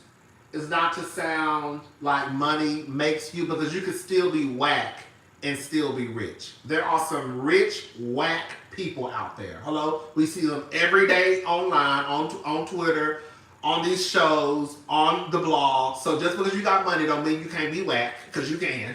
Be very clear. But I think what it is because Sutton has what she has. Girl, how do you live the life that you live and you still such a pick-me? Girl, ain't no way. It's no way I could be walking around here, girl, house, car, money, clothes, can go where I want to go, and be begging some bitches to be their friends. Girl, you got me fucked up. Hello? Girl, you got me fucked up. Bitch, I got all the money. I got the cars, the house. I can go where I want to go, buy what I want to buy. You think I'm about to beg? You think I'm about to beg a bitch who live in a 1-bedroom, 1-bath, Erica Jane? Girl, you think I'm about to beg a bitch whose house is just in pre-foreclosure, Dorit? Girl, you think I'm about to beg to be your friend? Girl, get the fuck out of my face. Girl, I was mad at myself and I clocking something. Right, thank you, Isma. You see what I'm saying? Like, girl, I'm not gonna, girl, no. And so it's like with Sutton, you have all that money, girl, if you don't beg anybody, now let me be very clear. I can see the girls like Sutton not wanting to like piss a Kathy Hilton off, because from what Crystal said, from what the girls say, Kathy got all the power. Not all the power, but she, they say she runs Beverly Hills. So I could see Sutton not wanting to piss like a Kathy off, because she gonna block you from getting to the parties. Because when this Beverly Hills shit go off, girl, they gonna go back to being socialized and going to the parties. And I can get why they don't want to fuck that up if that's the world that you live in. I wouldn't give a damn. But I can see why some of the girls won't want to mess that up. But like Sutton, girl, you. And that's why Sutton, I hate to say this, that's why Sutton will never really be like that girl, because that's the thing that she lacks the most, which is like the confidence, if that makes sense. You got Erica Jane, who ain't got a pop to piss in and a window to throw it out of, and baby, that bitch still walk around her like she run the world. Girl. Hello? Erica lives in a 1-bedroom, 1-bath. Okay? And you still can't tell Erica Jane a goddamn thing. This bitch got lawsuits out her asshole. Girl, on money, left and right. And Erica still walking around here with her nose in a motherfucking owl. You know what I'm saying? You got Doreen, girl, house there that got shut out and her them kids was almost on the motherfucking corner. And girl, Doreen still walked around here like, girl, please, cursing everybody out. girl, baby, Doreen came back cursing everybody out. Kathy Hilton was on Sutton Kitten Hills. Baby had something about to pass out. Erica needs to be humble. She really do. But you know what I'm saying? Like, but then you have somebody like Sutton who has all the stuff. But then it's like, girl, you like when it you have the life, the ingredients to be that girl, but then it's like, girl, you kind of like not that girl because of the like, girl, you want like you're not even trying to be cool. The sad thing is they wanted to hang with Garcelle. They didn't want to hang with Sutton, and Garcelle still chose to hang with Sutton. I felt bad, baby. That's so true. That's so true. They didn't want to fuck with Sutton. They did want to fuck with Garcelle, but Garcelle wanted to fuck with Sutton. Still, that is true. So it's like she needs some of her mom, baby. There we go, Patricia. If she takes some of Big Reba attitude, come on, let's talk about it. If she takes some of Big Reba attitude, she might be all right. But girl, you walk around here with all the stuff that you have. And it's not even that you want to be friends with people, because we all want to be friends with people. You see what I'm saying? We all want friendships. But girl, I'm not about to let, and I'm just using them as an example because this is a friend group. I'm not about to be living how I'm living, Sutton, and me beg to be friends with you, Erica Jane. Girl, if I'm going to want to be in anybody's circle, it'll be like, it's one thing for you to want to be friends with Bose. You know what I'm saying? Because Bose, you know, corporate girl, got all the connections. It's another thing for you to want to be friends with Kathy Hilton. But girl, I'm not about to let you talk to me crazy. Girl, you're not about to run me. Girl, your whole life is a read, Erica Jane. You see what I'm saying? Dorit, your whole life is a read. Girl, y'all not about to run me off nowhere. Y'all not gonna talk to me like I'm crazy. Girl, you're not. I'm not about to beg to be your broke ass friend. I mean, to be your friend, brokey. You know what I'm like? That's why like Sutton loses me. That's what Sutton loses me. She does. Cause I'm gonna be done. Ain't no bad bitches walking around here acting like Sutton. And that's case closed. You can, and that's why I be talking about Shamia. Shout out to Shamia. It does not matter how much money Shamia has. Shamia will never be that girl because of how she just tags behind Porsha. I'm not saying that's her friend. But you cannot be that girl, and you sit on somebody's lap acting like a dog with your tongue out. Girl, please. Because Porsha would never do no shit like that. Porsha would never do no shit like that. Even when Kenya, let me be very clear, even when Kenya was walking around her kissing Nene's ass, because if y'all go back and watch Atlanta, Kenya didn't want to beef with Nene. Kenya wanted to be Nene's friend. Nene was threatened with Kenya's presence on the show. Just put it out there. Kenya did not want to beef with Nene. And there were times where you could tell Kenya, it almost like Kenya would be kissing Nene's ass. But I guarantee you, once Kenya got fed up, that shit came to a motherfucking halt. And it was on site. You see what I'm saying? Because, girl, you're not going to be talking to me no any kind of way. Girl, do you know who the fuck I am? That's the attitude you're supposed to have. I'm trying to be your friend. I want to be your friend. But, girl, I'm not going to let you keep talking to me any kind of way. So, girl, since you want to act stupid, then we both going to act stupid. And when Kenya was done running behind Nene, girl, they ain't never been the same ever since. It was on site. Every time they got to their reunion, bitch, they was arguing, fussing, and fighting, and cussing each other out. But it wasn't because of Kenya. It was because of Nene. Kenya held back at first. Kenya did not want no issues with Nene. Kenya really did used to want to be her friend. And then one day, Kenya just said, "Girl, I'm done." Because you're not gonna treat me that way. And I just feel like that's how Like when you that girl, it's not that you're a bitch. When you that like that nigga, it's not that you a bitch or an asshole, right? But girl, I'm not gonna let you just talk to me on any kind of way. Girl, I was trying to be cool with you, but you don't want to be cool. That's fine. But girl, if you want to beef, then I guess we're gonna have to beef. And Sutton be giving like, oh my god, I'm about to cry. What the fuck you about to cry for? Erica Punk Sutton, she yelled, or what? Right, she did. She said, or nothing. Girl, it's shit like that. Y'all get what I'm trying to say. Y'all get what I'm trying to say. Y'all get what I'm trying to explain. You see Jennifer Tilly? Jennifer Tilly is in a... you think Jennifer Tilly gives a fuck about Erica Jane or Dorit or anybody on that show? You think that Jennifer Tilly gives a fuck about anybody on that show?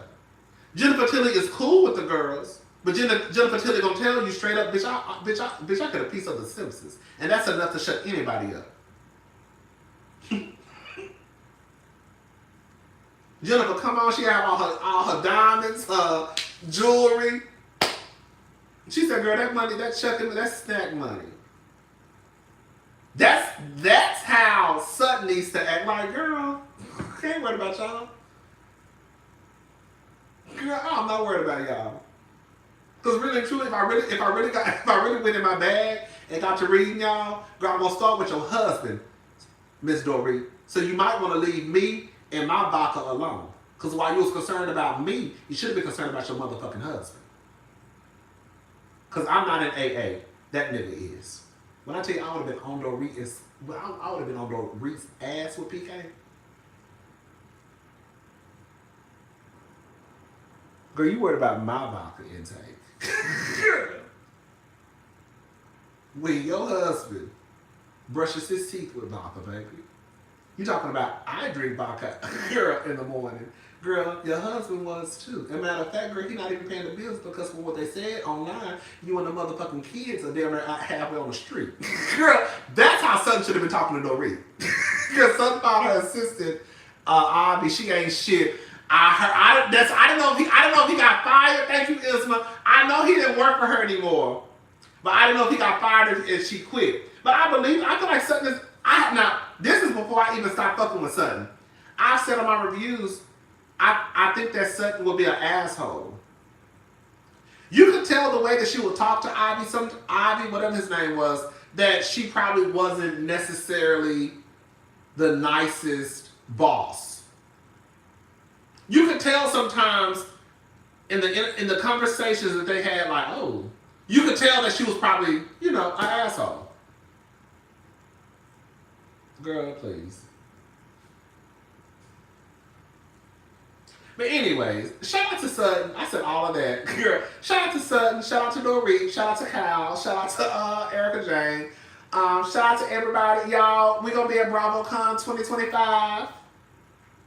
Hopefully they have me on a panel with other YouTubers. They could just do one cute panel with a couple of YouTubers. A few YouTubers. That would be so cute. That would be so cute. Tell me that wouldn't be cute. They could do 1 or 2 panels. They could really do a panel a day of YouTubers to ask questions from the fans. That would be so cute. That would be so cute. That would be so cute, wouldn't it?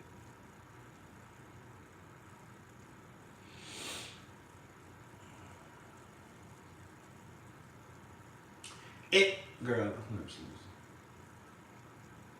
and I think it will be so easy because I think they provide the questions for you. I think you get to pick the questions. You get to pick the questions. Like, I don't think you can just ask your own questions because girl, I'm going they're going to give me up it. Girl, you can ask your own questions, which I would be okay with that. Ooh, come on. I would love if you reviewed Real Housewives of Miami, girl. Mm-hmm. I still need to review And Just Like That. I still haven't put them out in Just Like That episodes 2 and 3. I'm gonna do that tomorrow. That's what I'm gonna do tomorrow.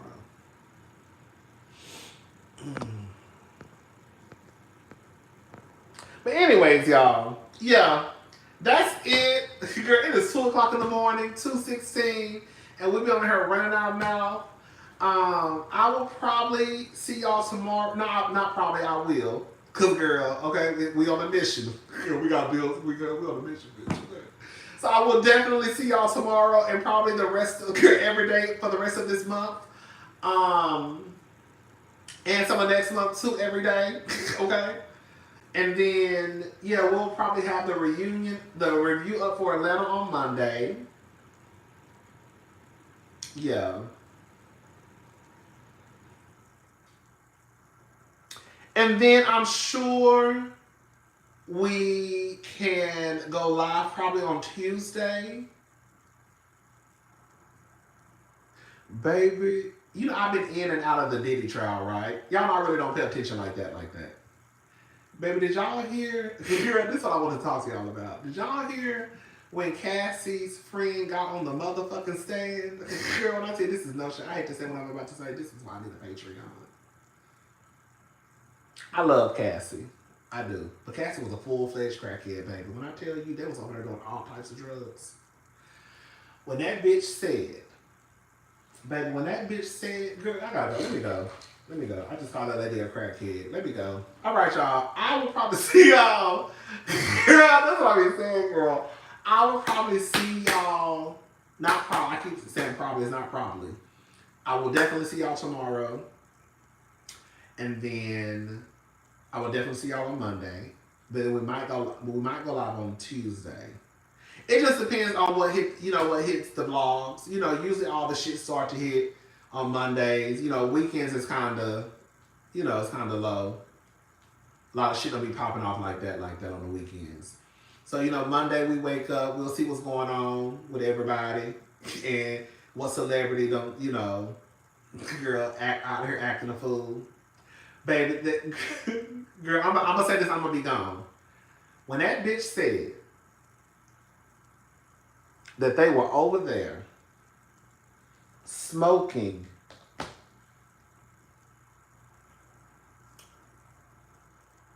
weed, girl, they called it Cocoa Puffs.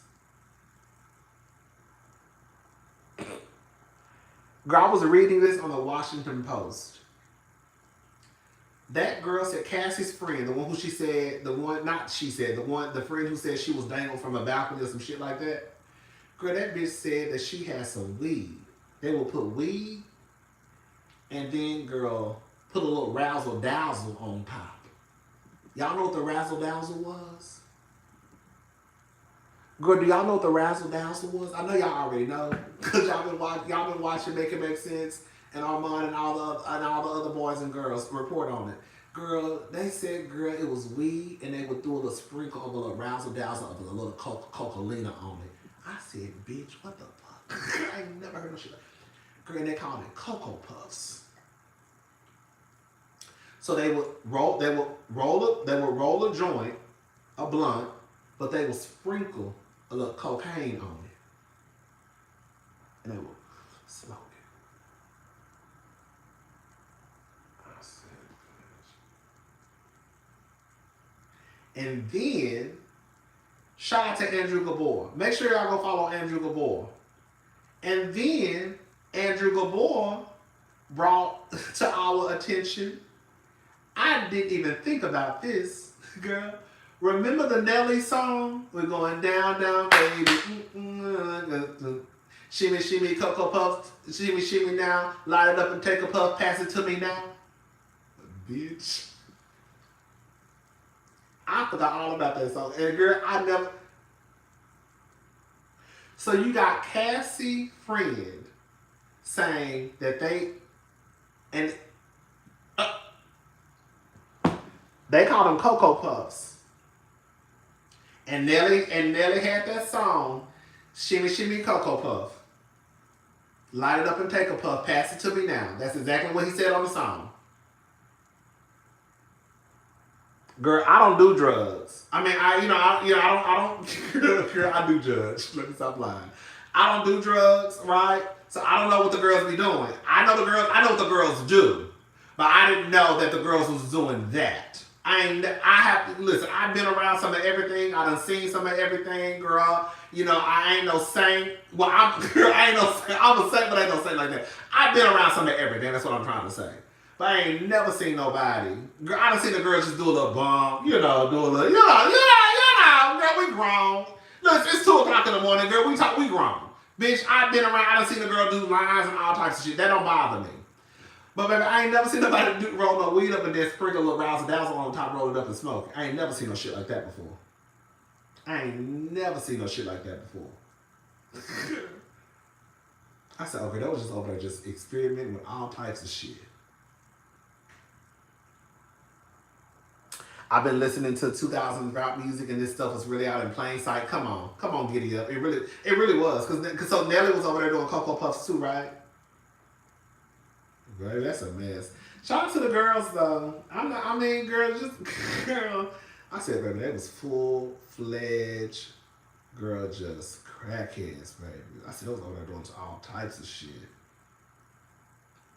Girl, I said, ooh.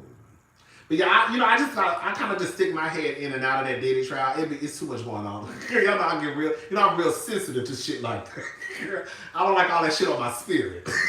Okay, I'm acting like I went through it. I really haven't, but I'm real sensitive to shit like that, and I don't like that. Girl, I cannot digest all of that stuff. Believe it or not, girl, it made my nerves bad. It was enough. It was enough listening to the shit that Cassie was saying. I don't have time. Some of the shit, I be like, girl, let me shut up. We're gonna talk about girl. Some of the shit I've been hearing, girl, I ain't gonna lie, I be looking at some, girl, let me shut up. The Jane Doe, who's ever on the stand, girl, like, some of the shit I be like, girl.